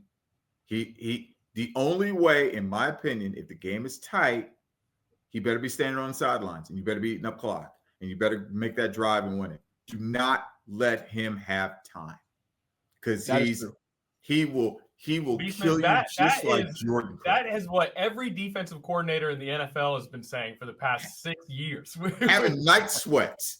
Defensive coordinators are having night sweats right now. Defensive coordinator Nick Fangio is just going, I'm going to get an ulcer out of this. Whoa. First of all, I had night sweats before this podcast because I knew Shane was going to say some crazy nonsense, which he already had. Number two, don't talk about Vic Fangio sleeps well. All right. Okay. He sleeps deep. He gets good rest. He hits his REM cycles. Okay. Don't talk about Vic Fangio's. Am I right, Shane? And he's not going anywhere. It doesn't look like he's going anywhere either. Well, I'll put it this way. Since he didn't believe, because correct me if I'm wrong, he doesn't believe in putting a spy on a quarterback or whatever the case may be, correct? That, No, that's not true. That's not true. He'll do it occasionally. That's not the quote. That's not the quote. Okay. He didn't say he didn't believe in a QB spy. He said he didn't believe in running a QB spy all game, which is like for this game, he may want to factor that in not totally, but he better do it a fair amount because otherwise it could be a long day. You know it as well as I do. Because Patrick Mahomes, it's not pretty when he runs, but he gets first downs. They're going to be critical plays like that where you may need to. That's all I'm saying. Well, see, now this brings me to my second to last question. Which QB do you guys think is in for a bigger game, Mahomes or Hurts? Mahomes. I mean, Hurts needs to have a big game. He needs to have a game like he did in the both have good games. You know what I mean? It's not. I don't know that I can answer that question. Who do I think is going to have a bigger game? Who do you think is going to have a bigger game? I expect them both to play well. I would say, I'll put it this way. I don't think there's any chance that Patrick Mahomes doesn't play well. I think there's a chance that Jalen Hurts doesn't play well. I don't think that'll happen, but I think that there's a chance. We have yet to see Patrick Mahomes not perform on the Super Bowl stage, and that includes the Bucs game where he just had no chance. But who's going to play better? I don't know that I can make that distinct. We got to see the game. Yeah. I guess Pat. I guess I'd say Pat if I had to guess, but I don't really want to guess on that sort of thing. B. Smith, you were elaborating on it before. Go ahead, finish elaborating on the point you were trying to make. I think with Mahomes, we all know the elephant in the room. He's chasing history. He's chasing 3 straight rings, and that's motivation to him, and that plays a role. Hurts is playing for his first Super Bowl title. Now, I don't know which ways winning a Super Bowl, period, is a big deal. But in the case of Mahomes, bro, he's strapped, ready to go. That's just my opinion. And I just hope. I think Hurts is ready to go. I think he is too. But he ain't chasing history. In a good place. He ain't chasing history, though. He's not chasing 3 straight Super Bowls and a 4th one, I believe, overall for him. Well, see, this gets into our biggest debate as a trio, which is: are you telling me you think Patrick Mahomes is more motivated than Jalen Hurts to win this game? I would say necessarily more motivated, but that's what you're insinuating. Yeah, it kind of, sort of, yeah. Because he's chasing 3 straight. That's so disrespectful to Jalen Hurts, man. Yeah. Excuse me, if Jalen Hurts were chasing 3 straight Super Bowls and being a part of a team that's never done it, yeah, that's a bigger deal. So you think Patrick Mahomes, that's a bigger deal? I think they are both 10 out of 10 as motivated as you can possibly be. One is going after his first, which is a big deal, but nothing compares to no one's ever done 3 straight. But we're not talking about a bigger deal. But we're not talking about what's a bigger deal. We're talking about which player is. You're insinuating that Pat is more motivated. I am not reading Patrick Mahomes' mind. I'm not in any way, shape, or form, nor Jalen Hurts. We've talked about this. Both, it's a bigger deal it's a big deal for both of them. They're chasing down the Super Bowl title. It's the biggest possible deal for both players. They are both as motivated as a football player can be, especially with their 2 mental makeups. I don't think you can say that Patrick Mahomes is more motivated to win this game. I just don't see that. Well, I wouldn't say this I think game. It's disrespectful to Jalen Hurts. I think it's disrespectful. Not just this particular game, winning a 3rd straight Super Bowl title. And there is a difference. Which is this game. Yeah. Well, yeah, I get it. But it's also a 3rd straight Super Bowl title. As an accomplishment, it's phenomenal. But in terms of a motivating factor, Jalen Hurts is just as motivated to go get his first as Pat Mahomes is to go get his 3rd. Same level of motivation. I think, if anything, I definitely don't think that Patrick Mahomes is more motivated than Jalen Hurts. I think, if anything, you could say Jalen Hurts might even be a little more motivated than Mahomes, just simply off the fact. And I'm not saying he is, but I'm just saying that it's more likely that Hurts is more motivated than less motivated in regards to Patrick Mahomes, just because Hurts is really fighting for his reputation. Like, you're looking at Mahomes. No one is going to look at Mahomes with a side eye if he loses this game against the best team in the chasing NFL. History, though. But I get that. Trying to get a 3-peat. I get that. But also, we're talking about a guy who, which is why I think Jalen Hurts might be in for a bigger game, is because we're talking about a guy who, and we covered this a little before, a guy who has really been underestimated and doubted this entire NFL season, and really last season as well, because of the collapse. For whatever reason, whether you think it was his fault or not, we know what our own personal opinions are about that. He gets a slice. He gets a slice in the blame pie. Right. Whether you think, no matter how much blame you think goes where, he obviously does get a little blame for that. And that tanked sort of his standing in the NFL from being seen as a solidified top 5 quarterback the year before to now, according to some people, not even being top 10, fighting for a top 10 role. So Jalen Hurts definitely has motivation and significant skin in this game because, in my opinion, he has more to prove than Mahomes. Yeah. Not even just legacy-wise, but just in terms of ability, like his ability to win, but not just win, but to win on the big stage. Like you're looking at, like I said before, this Chiefs defense, I think this this secondary is questionable, especially in compared to what he saw in this same defense in 2 years ago, the last time they faced off. So he's seeing a less talented Chiefs secondary behind what should be a healthy O-line against an overall. This is a good Chiefs defense, man. This is a good. It is a good Chiefs defense. It is a good Chiefs defense. You can't start knocking this defense. This is a good. I'm not knocking it. I'm not knocking it. I'm just saying that looking at the secondary specifically, on paper and what they show statistically, it is not as good of a secondary as what he saw in 2022. And look what he was able to accomplish. They had 2 Pro Bowl corners in Snead and Trent McDuffie on both sides of the field. I believe their corner might have been in the Pro Bowl conversation their safety might have been in the Pro Bowl conversation at the time as well. He was able to put up 300 yards through the air. So if you're asking me who I think will have who's in for a bigger game, I think it's going to be Jalen Hurts, not only because of the matchup, but also because of what I am sure is going through Jalen Hurts' mind right now. He remembers how it felt in 2022. If you guys remember, his screensaver for all last season. Get out of here with the screensaver nonsense. Was the Chiefs victory, where you could see the Chiefs coming down, him walking back. How'd that work out for him last year? I'm saying that's part of it too. He remembers the disappointment that they had last season, the year after being at an all-time high. So I feel like if anything, Hurts' motivation is at an all-time high right now with the tools that he needs to win, as opposed to what he had in 2022. But in terms of let me let me at least throw in one little nugget. We've been talking about Nick Fangio's defense coordinator. Lest we not forget Kansas City Steve Spagnuolo. Spag's a baller, no question. Whatever adjustments he makes, Philly better be ready to make the adjustments back, because that's true. In terms of dangerous. They're dangerous. In terms of how Shane broke it down, where he thinks maybe there's some vulnerabilities in the Chiefs secondary. Yeah. Oh yeah. In terms of, I'm going to come up with some stuff.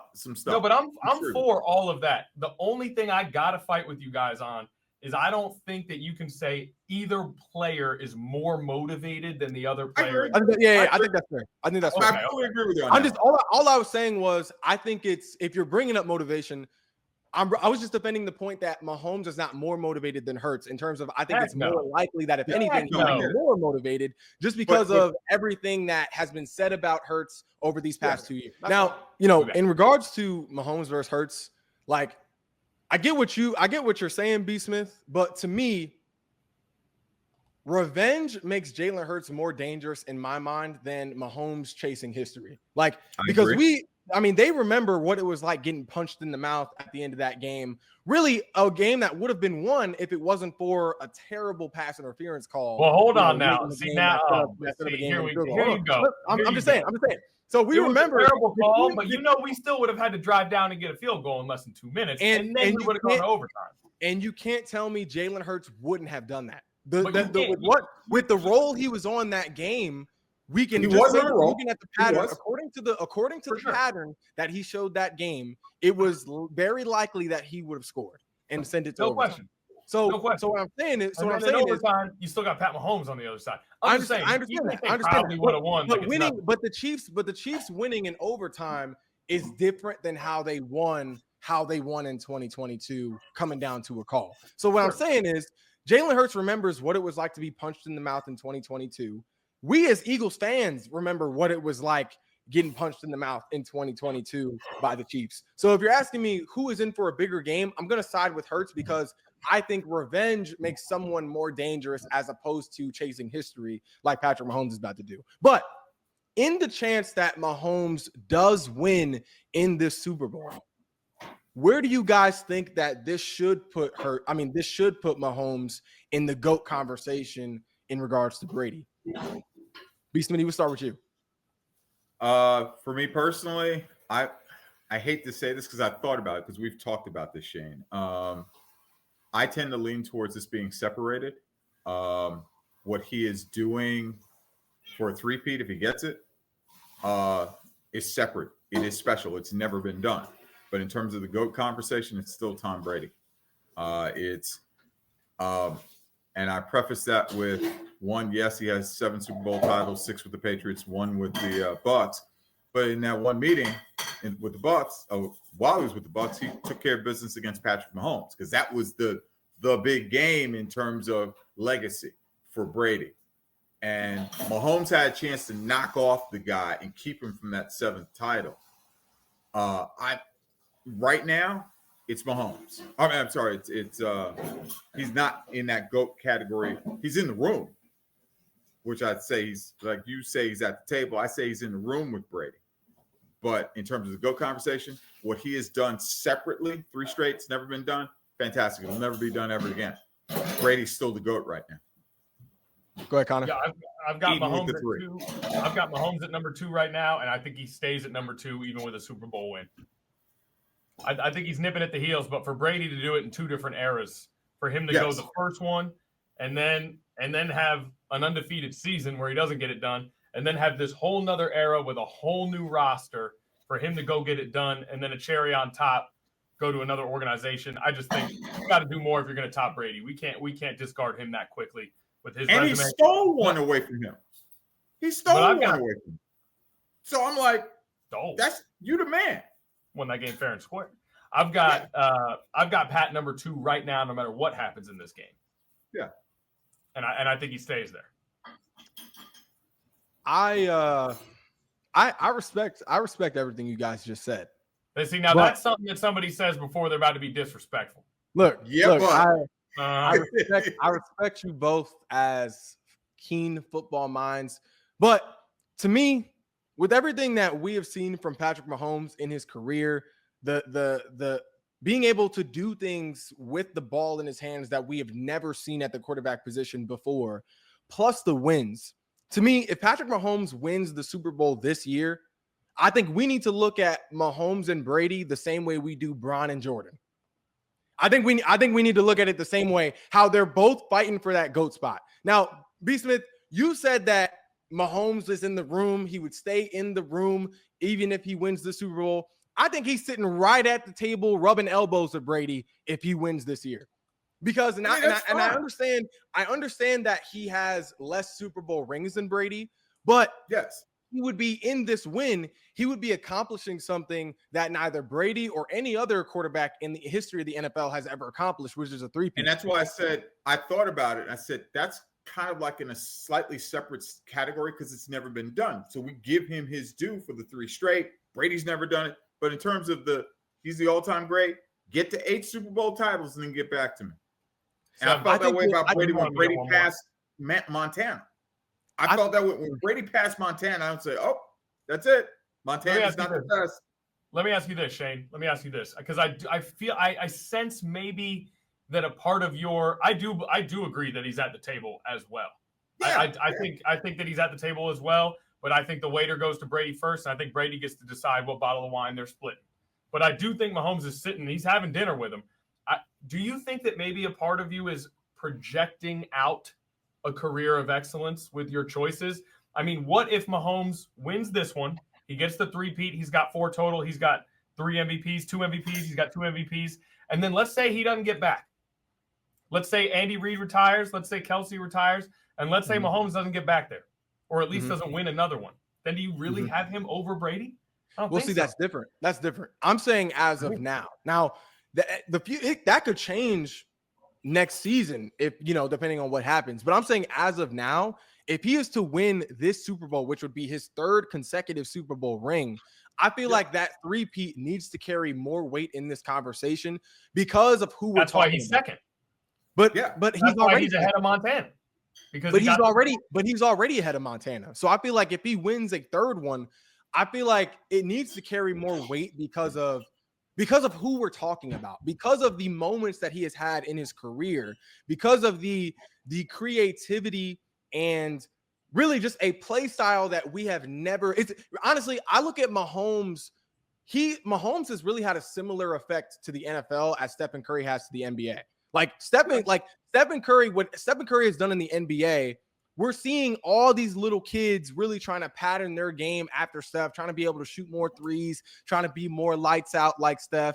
We're seeing a lot of younger QBs now who are trying to be as creative as Mahomes, trying to do the fancy jump passes, the little sidearm passes, no looks. We're seeing more and more younger guys trying to replicate what Mahomes is doing at an NFL level. Mm-hmm. So I feel like with all that in consideration, plus his ability to win in a Brady-like fashion, being the best winner in the NFL, I feel like this 3-peat has to carry more weight in this conversation to where it is arguable who the GOAT actually is between Brady and Mahomes, just as it is arguable between Jordan and Bron. Yeah, but you notice you didn't say Steph, because inspiring kids is not the metric of a GOAT debate. Mm-hmm. Unfortunately, it is based on your effectiveness and achievement on the football field. When we're talking about who's the GOAT at that sport, we're not talking about who's the biggest icon or who's the big. Who's the GOAT? But Steph isn't seen as second in the GOAT conversation right now. That's so what I'm saying changing the game, inspiring kids, that is not necessarily a metric that can overcome your achievements on the field. You talk about moments. Brady had moments. I mean, if you're talking moments, Brady had, in my personal opinion, the Falcons win is the most impressive Super Bowl win of all time. So that holds extra weight. Being down 10 points going into the 4th quarter against the Legion of Boom and leading 2 touchdown drives, that holds extra weight. You know what I'm saying? So Mahomes has moments, but Brady's got moments too. Yeah. And if you're telling me that if his resume stayed the same as it was right now for the rest of his career, he would not be the GOAT, that means that he's not the GOAT. You can't lower him. I don't think that's fair because based If on he's his the GOAT, he's the GOAT. but based on I his will say trajectory, this. based on his trajectory right now, Mahomes is only 28. Yeah, If he wins this That's year, he what would I'm already have saying. 4 wins. Yeah, You're projecting a great career, and you're factoring that in to your placement. Yeah, but I'm saying, and here's something that Brady did that Mahomes didn't do. He won a Super Bowl title in Tampa his first year. Mahomes never did that. But you got to look at the team who he won with too. It doesn't matter. He had an All-Pro. It does matter. He had an All-Pro caliber team on both sides of the ball. It matters. You can have all the tools you want to. And Mahomes, and like you said, and like you guys said, Mahomes played a great game in that game. He just had no O-line. He didn't have the same O-line that he does now that he did back then. He covered 500 yards through his legs, just trying to run away from all that. run away from. What I'm saying is this: Brady, right now, he's still the GOAT, irregardless of whether or not he wins 3 straight. That's why I said I'd rather put the 3 straight titles, should he get it, in a separate category because no one else has done that. He gets his due. Until he touches 8 Super Bowl titles, and for me, see, that's where I disagree. I totally disagree with Ryan. He does not need 8. He does need 8 to be the GOAT. There's no way. Is 8 more than 7? But B. Smith, yes or no? Is 8 more than 7? That's not the only metric we determine. Oh, I'm sorry. You literally just said. That's just my opinion. But you literally just said that we have to create a separate category for Patrick Mahomes. If you have to create a separate category for something, that means it should carry more weight. So if Mahomes has the first ever three-peat in NFL history, and he were to have 7 rings, end up tying Brady career-wise, you can't tell me there's no way he wouldn't be over Brady at that point. He does not need 8 rings, in my opinion. Brady's first 3 rings were driven by the best defense in the league and the best coach in the league. What I need to see from Pat Mahomes is for him to be able to do it with a second version. That would be nice too.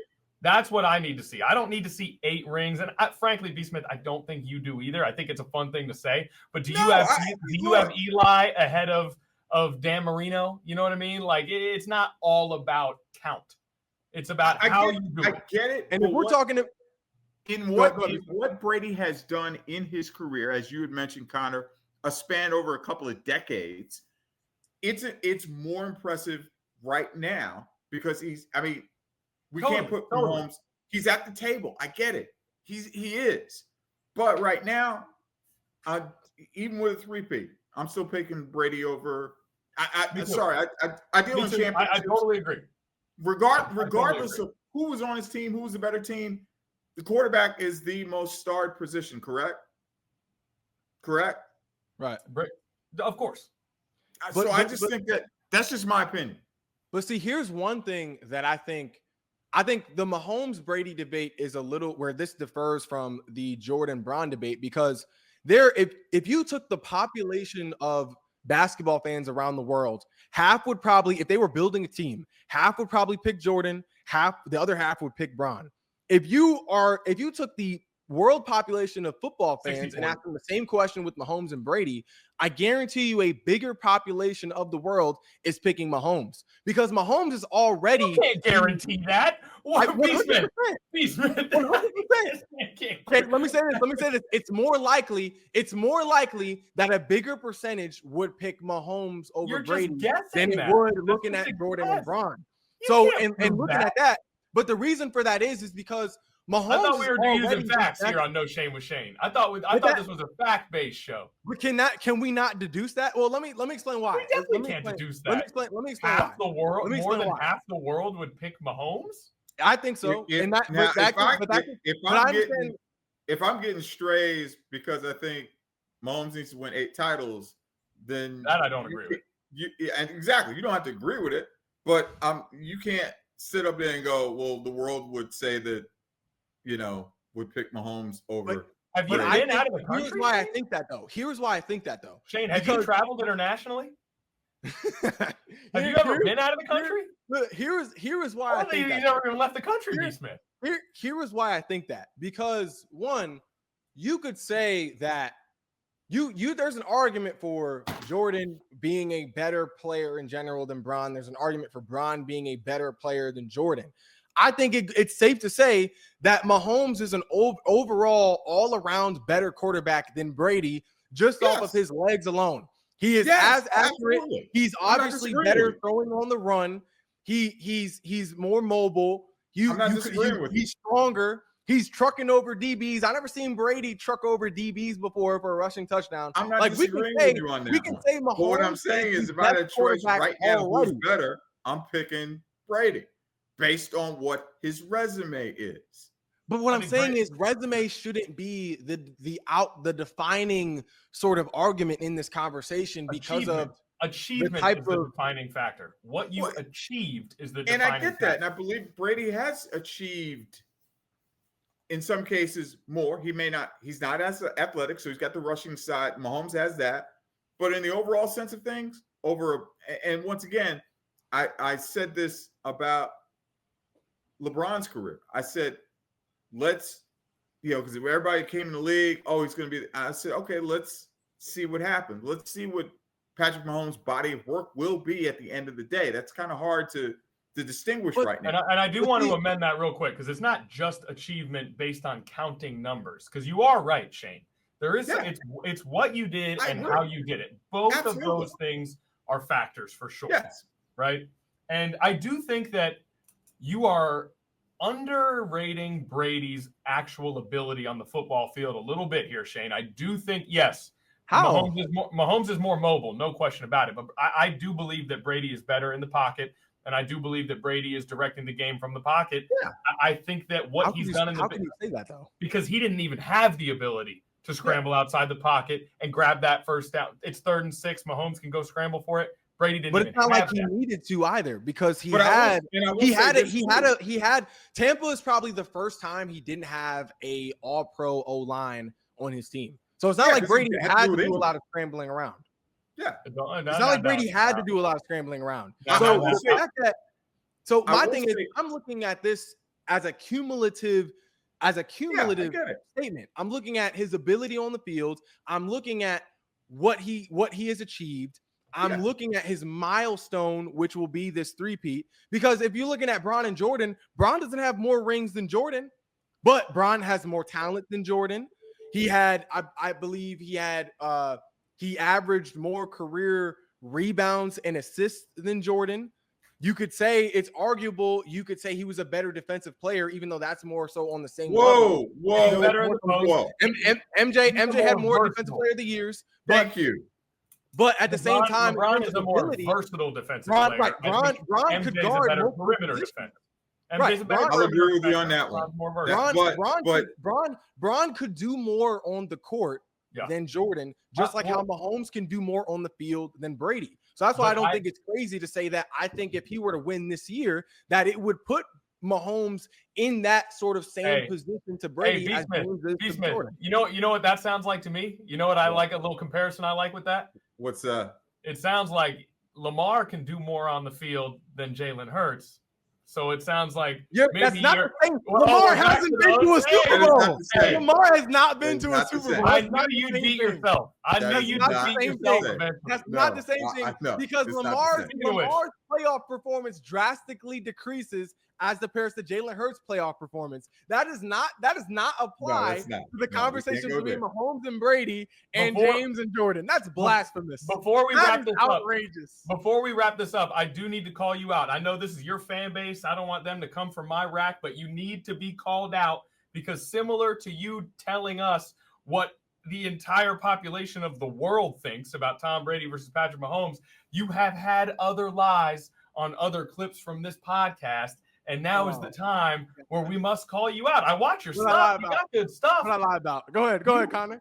You were in the midst of a discussion about Jalen Hurts versus Justin Herbert recently, last week, 2 weeks ago, something like that. I do think that it's an interesting discussion, and I would be interested in having it.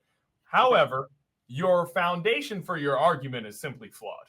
You have been attempting to. You had one video in particular where you were attempting to prove that Justin Herbert had close to or maybe as good a roster help as Jalen Hurts. And I want to mention some of the things that you said. You called Keenan Allen an all-pro wide receiver. Keenan Allen's never made an all-pro team. You called Austin Eckler a Pro Bowl running back. Austin Eckler's never been to the Pro Bowl as a running back. You mentioned, look it up. You mentioned J.C. Jackson.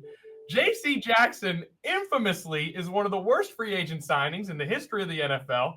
He played 5 games with the Chargers before he was benched because of poor play. And then when he returned, he tore his patella the next game and never played for the Chargers again.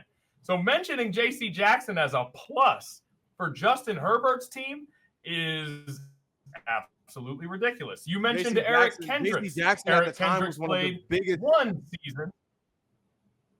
Go ahead. J.C. Jackson is quite possibly the worst free agent signing in the history of the Los Angeles Chargers.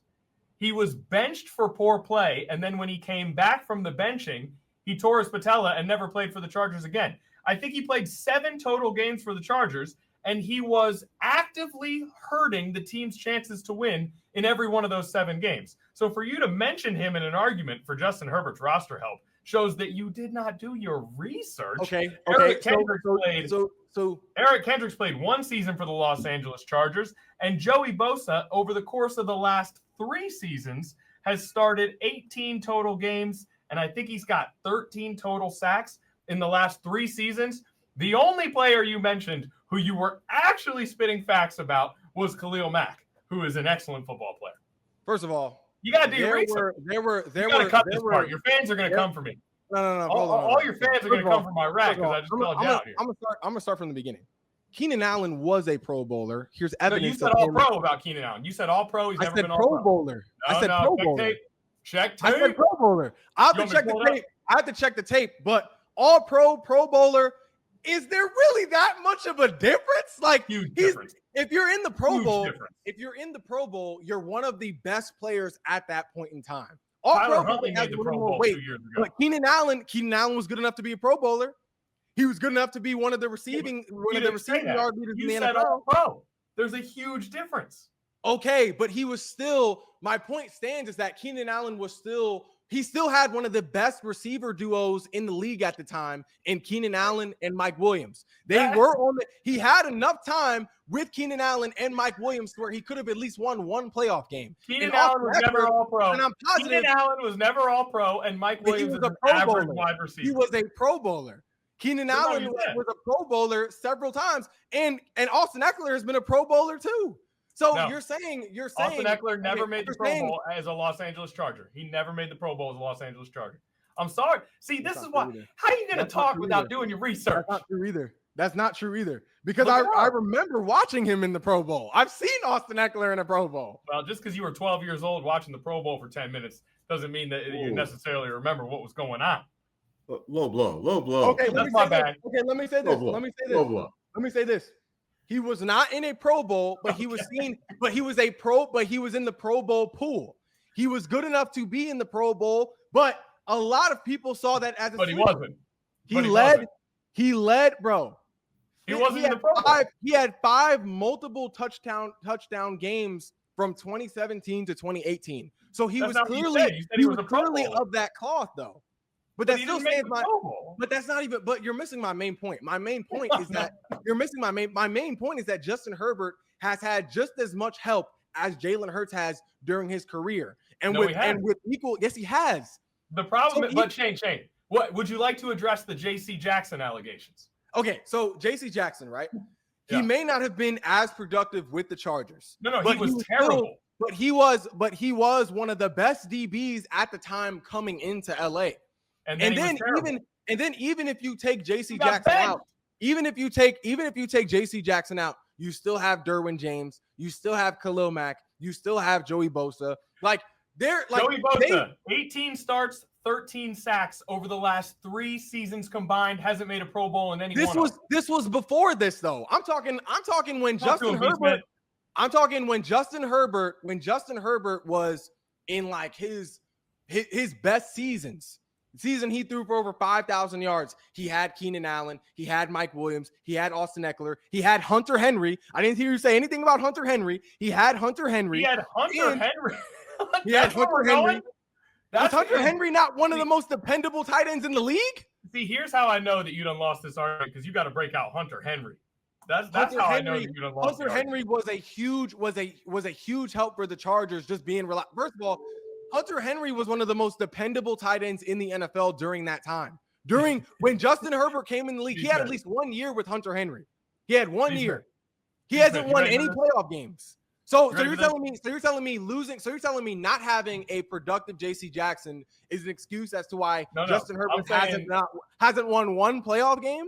What I'm saying is Keenan Allen wasn't as good as you claimed him to be. Austin Eckler, not as good as you claimed him to be. Eric Kendricks with the Chargers for 1 season. J.C. Jackson, an active negative for the Chargers. And Joey Bosa, 3 years of really pretty much average to below average production. And those are the guys you use to convince me that he has a better supporting cast than the Philadelphia Eagles, who have 2 Hall of Famers on their offensive line during Hurts' first 3 years.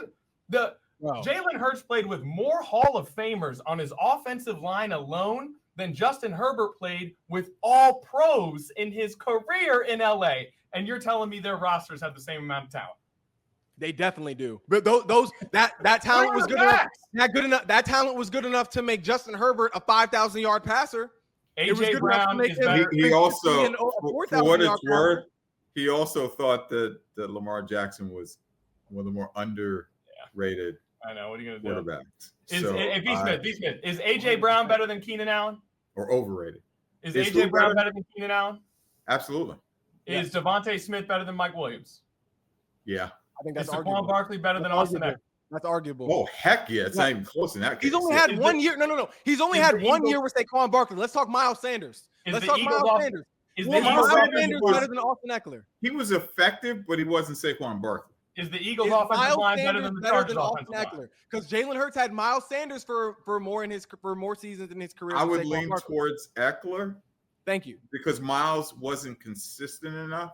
He had his moments, but he wasn't. I had him on my fantasy team, so not that counts. But you were 100% correct. Is the Eagles' offensive line better than the Chargers? Is a better running back than Miles Sanders. Miles Sanders is currently playing backup to Chuba Hubbard right now in Carolina. Austin Eckler on his second team. If the Commanders don't have Austin Eckler this year, their season is not as productive or successful. So and who's the Eagles running back now? Who's the Eagles running back now? Okay, but that's 1 season. You're talking about 1 season out of his career. Justin Herbert has had several seasons where he's had Keenan Allen, Mike Williams, and Austin Eckler all on the same team together while still having one of the best edge rushing duos in the league in Khalil Mack and Joey Bosa. Guys who were both tier 1 at the same time. I got a fun fact for you. Did you know that Austin Eckler has never had a season where he came even within 300 yards of Miles Sanders' rushing output in 2022? Because Austin Eckler's never run for 1,000 yards in a season, B. Smith. Because he is more of a dual threat.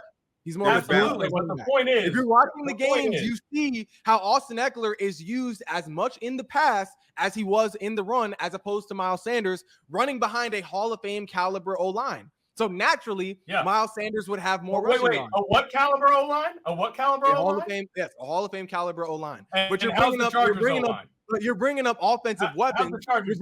You're bringing up offensive weapons who won one of those offensive weapons that was part of a Super Bowl, our last Super Bowl in 2022 is now a backup to a guy who was a backup in Carolina before he got there. And how is the Chargers offensive line doing? About right now? How's the Chargers offensive line? They're in Cancun. Is it Hall of Fame caliber? It's not Hall of Fame caliber, but it wasn't trash. It wasn't trash. It wasn't like you're acting like this was a Commanders O-line from like 2 years ago. Justin Herbert has had a solid O-line. The Eagles have consistently been better at nearly every single spot on the offense than the Chargers over the course of these 2 quarterbacks' careers. And you lied about all the Chargers' credentials in your video. So what are we gonna do about this? I'm pretty sure I said Pro Bowl, but if I didn't, I'll take that. But even with that being so, the difference is that instead of being an All-Pro, Keenan Allen still has history of being a Pro Bowl player, which means he has consistently been one of the better players in the NFL, one of the better receivers in the NFL for a majority of his career. Mike Williams has been do you all agree Mike Williams has been more so an underrated receiver for most of his career, being someone who has consistently been a dependable guy in those 50-50 ball situations? Wait, can I play this? Hold on. Let me finish. So Okay. Justin Herbert, his first year coming into the NFL, he has had multiple Pro Bowl weapons on his offense. But are you sure about that? Because you were wrong last time you said that. So how can we trust your judgment on this? I was just saying. See, this is crazy to me. Like, I understand that there is a difference between being all pro and being a Pro Bowler, but it's not that big of a difference because you still have multiple guys. It's not that big of a difference. It's not that big of a difference because you're still considered one of the best players in the NFL at your position. And if you're a consecutive Pro Bowler, that means you are consecutively and consistently considered one of the best players in your position in the NFL. So Justin Herbert has had some of the best talent in skill positions around him for most of his time in LA, aside from this year. So Austin Eckler has never made a Pro Bowl or an All-Pro team. Austin Eckler in his time with the Chargers. Hey, Miles Sanders, the guy that you were dissing, he did make a Pro Bowl while he was with the Philadelphia Eagles. Who's the better running back, Austin Eckler or Miles Sanders? Austin Eckler, no question.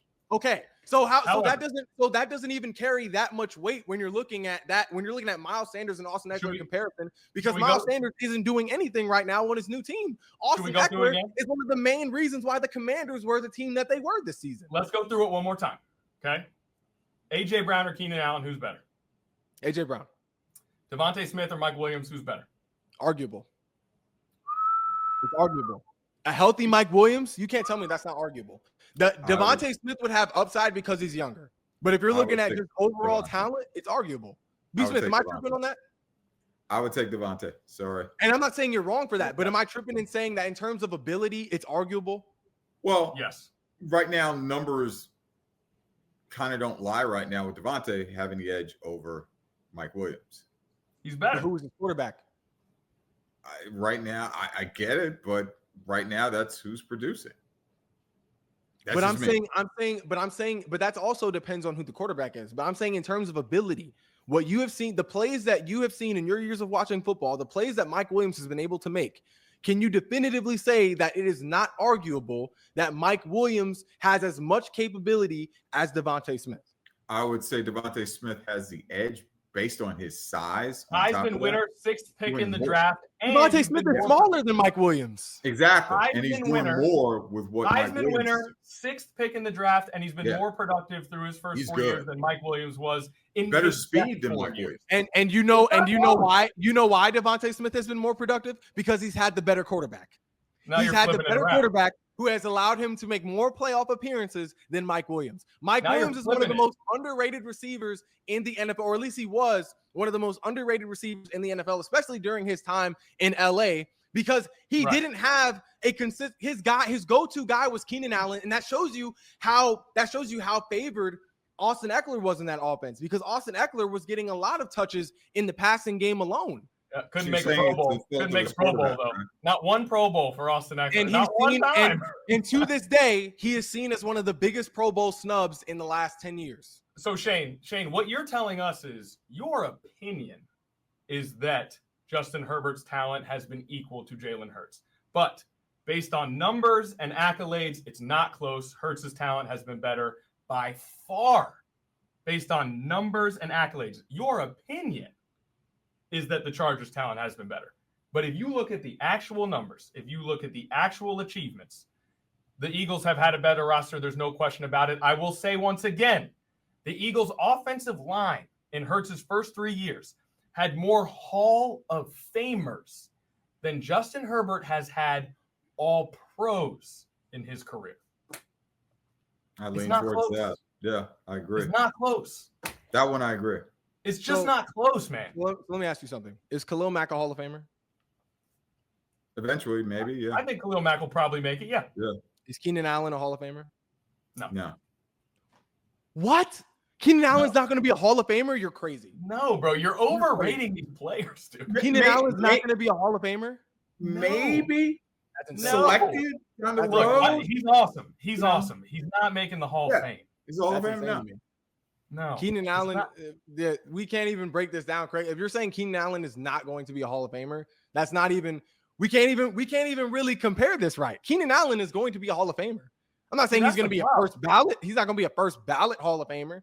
Bro, he's never made an all-pro team. He's never been one of the 3 or 4 best receivers in the league. He's got one season over 1,300 yards and 0 seasons over 10 touchdowns. What are we talking about here? But that's also while being hurt. That's also while being hurt. Hall of Fame isn't just solely on production; it's also on impact. While having seasons where he's been hurt, he's been a consistently 1,000-yard receiver. First of all, numbers do matter. Production matters. I didn't say they don't matter. Consistency matters over the length of a career. Don't get me wrong. Are there exceptions? The only thing that matters. I call them. Has he put up? And this is a different position. Terrell Davis or Gale Sayers like numbers in a short period of time. Even if he hasn't even done that, doesn't get you a sniff into the Hall of Fame. B. Smith, he's never made an all-pro team. Exactly. He's never made an all-pro team. Ever. You got to have body of work. Not even a second team. Not even a second team all-pro. He's never been one of the 4 best receivers in the NFL ever once. Like even Terrell Davis's short career, he put up some impressive numbers. You are overrating Herbert's guys. That's why you've come to this conclusion. That one I got to disagree with you because to be in a Hall of Fame, you got to have some numbers. You got to have some numbers. And he finished second in the Rookie of the Year voting. There you go. I mean, that's something. You know, I'm not saying you got to win MVP, but you got to be an All-Pro at least once. Yeah. At the very least, 2 to 3 times. If you did it in a 5-year period and your career ended and you were All-Pro 2 or 3 times within that 5-year span, and you were putting up sick numbers that were consistent with several other Hall of Famers during that time frame, then yes, you'll definitely get a nod for the Hall of Fame. But other than that, unless you're Eli. Yeah. No. My thing is, I'm identifying the fact that Justin Herbert is more of a talented quarterback than Jalen Hurts. But him being more talented does not make him better. And when you say he hasn't had help like that. I'm not saying that. I'm saying Hurts has had better help by far. It's not by far. It's not by far. Not close. It's not by far. Listen, because Justin Herbert had enough help to where he was a 5,000-yard passer his second year starting. But he was a 5,000-yard passer, but has 0 playoff wins in his whole career. But do you notice how when we talk about something that Justin Herbert did well, you credit his teammates, but when we talk about something he hasn't done well, you only blame him? Have you noticed that? Like, you're biased in this argument. I'm just saying. Listen, if you told me, Shane, if you told me that for the Super Bowl, the Eagles could either have Jalen Hurts as their quarterback or Justin Herbert as their quarterback, I'd take Jalen Hurts. I'm not saying that you're wrong in saying that Hurts is better than Herbert, but the way you're choosing to make the argument is just incorrect. It's just factually incorrect.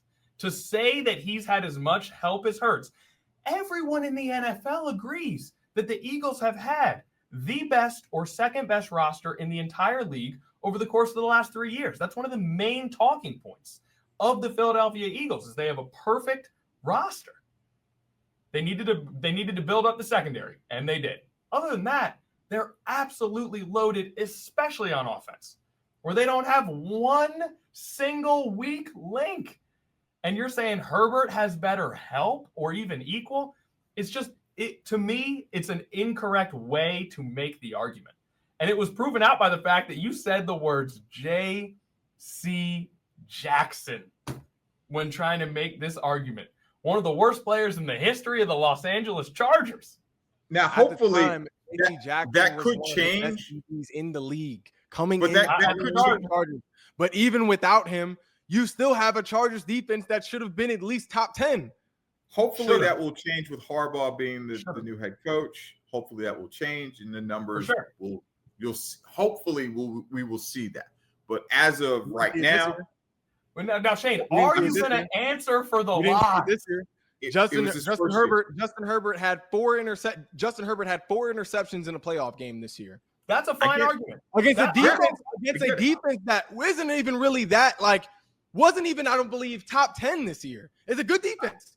I talk about Daniil Hunter and Will Anderson all the time. That's one of my favorite duos in the league. I'm okay with you involving that in this discussion. I have no problem with that. With you saying I use that argument too.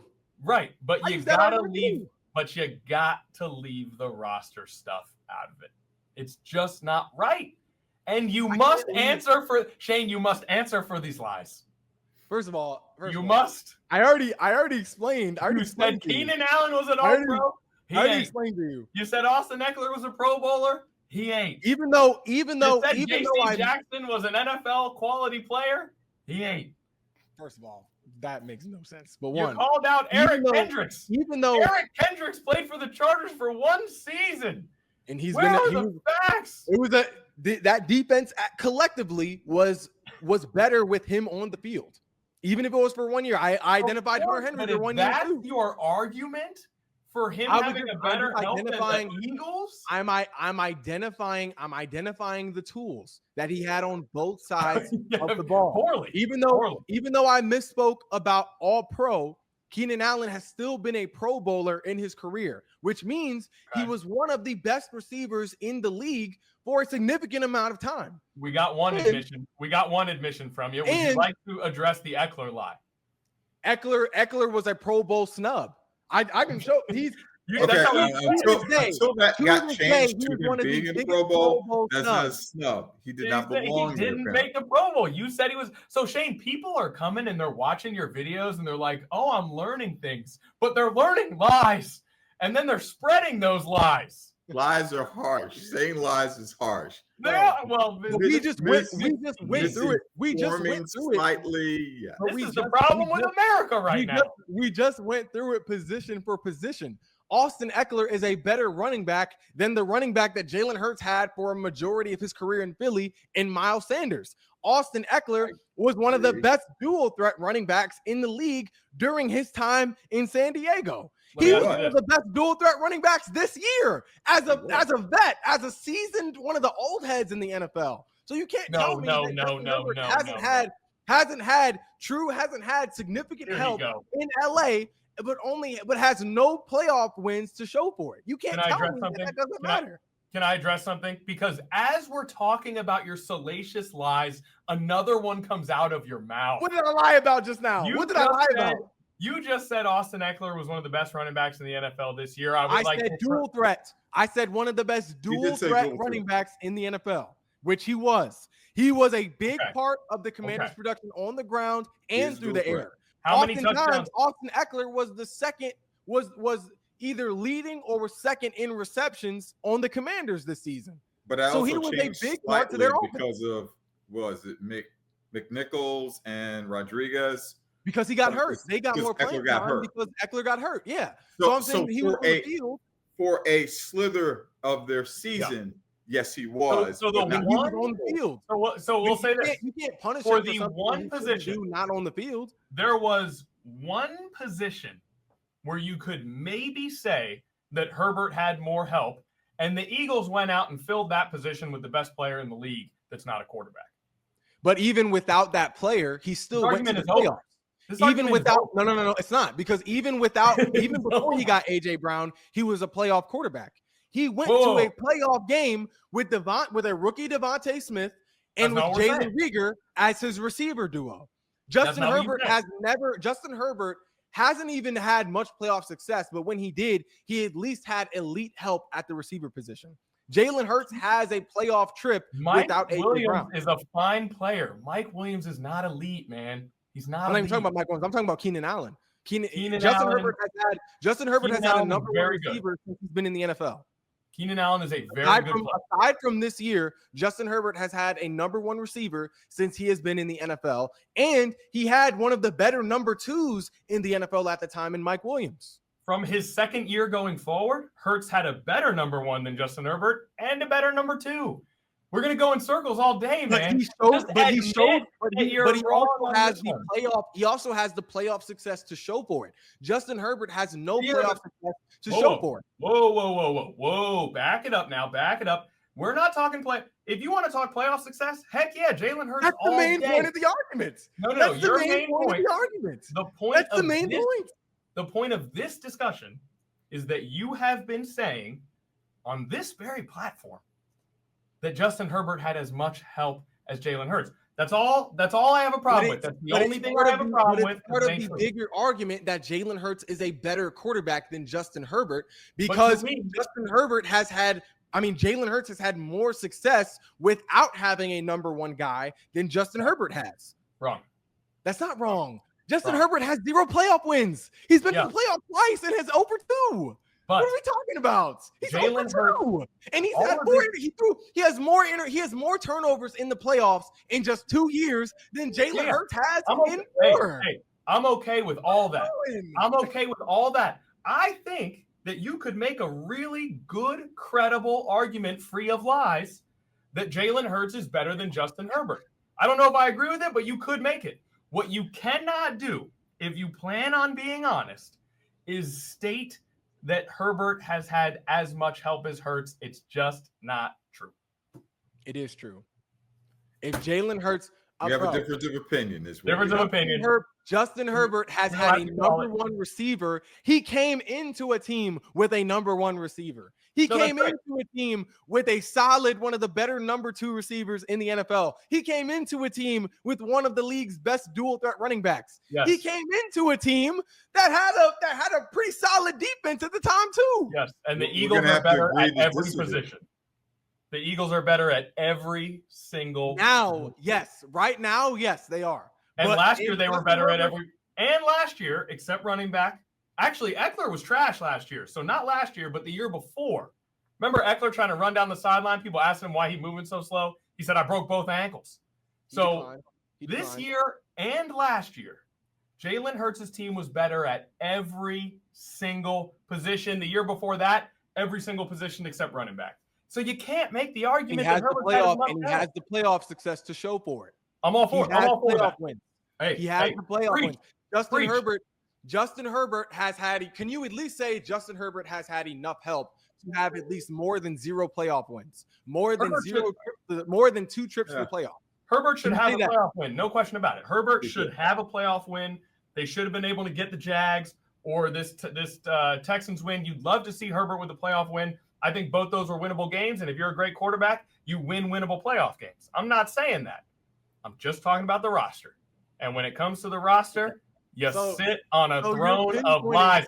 And you got Iverson behind you? Don't embarrass Iverson like that, bro. You're pinpointing 2 things where I misspoke. But even though I misspoke, it doesn't significantly. I named 5.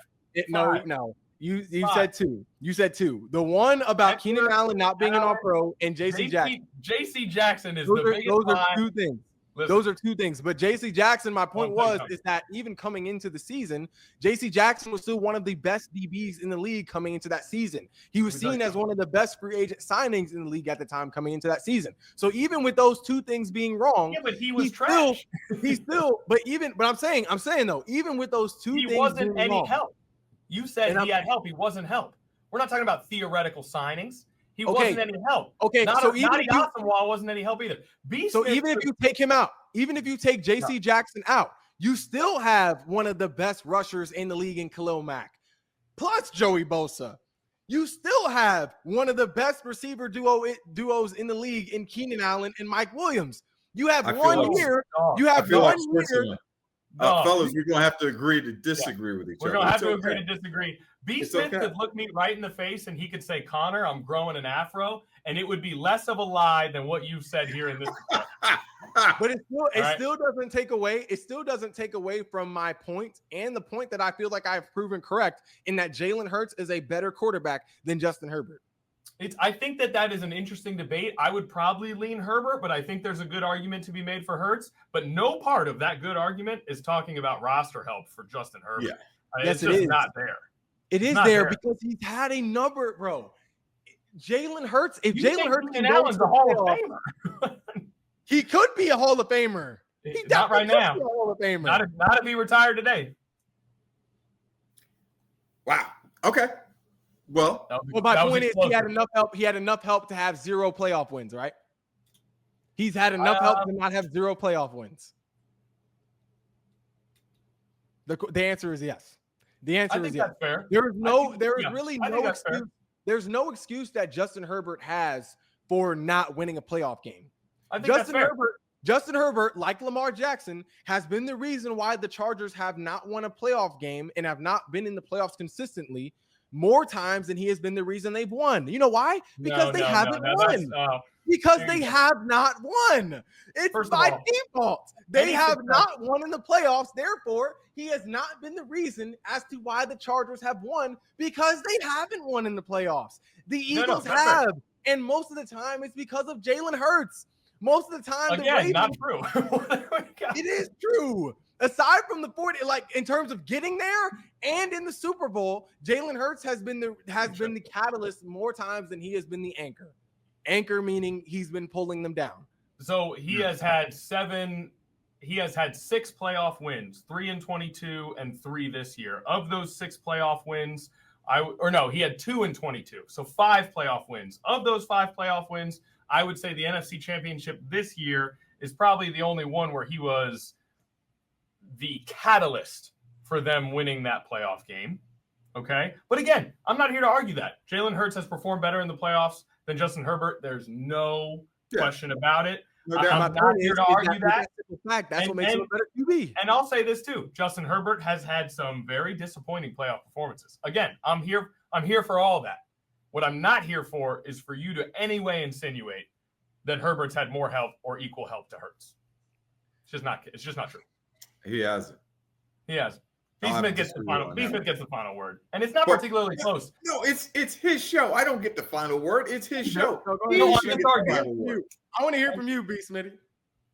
I say you guys need to agree to disagree. Of course. That's how this will end.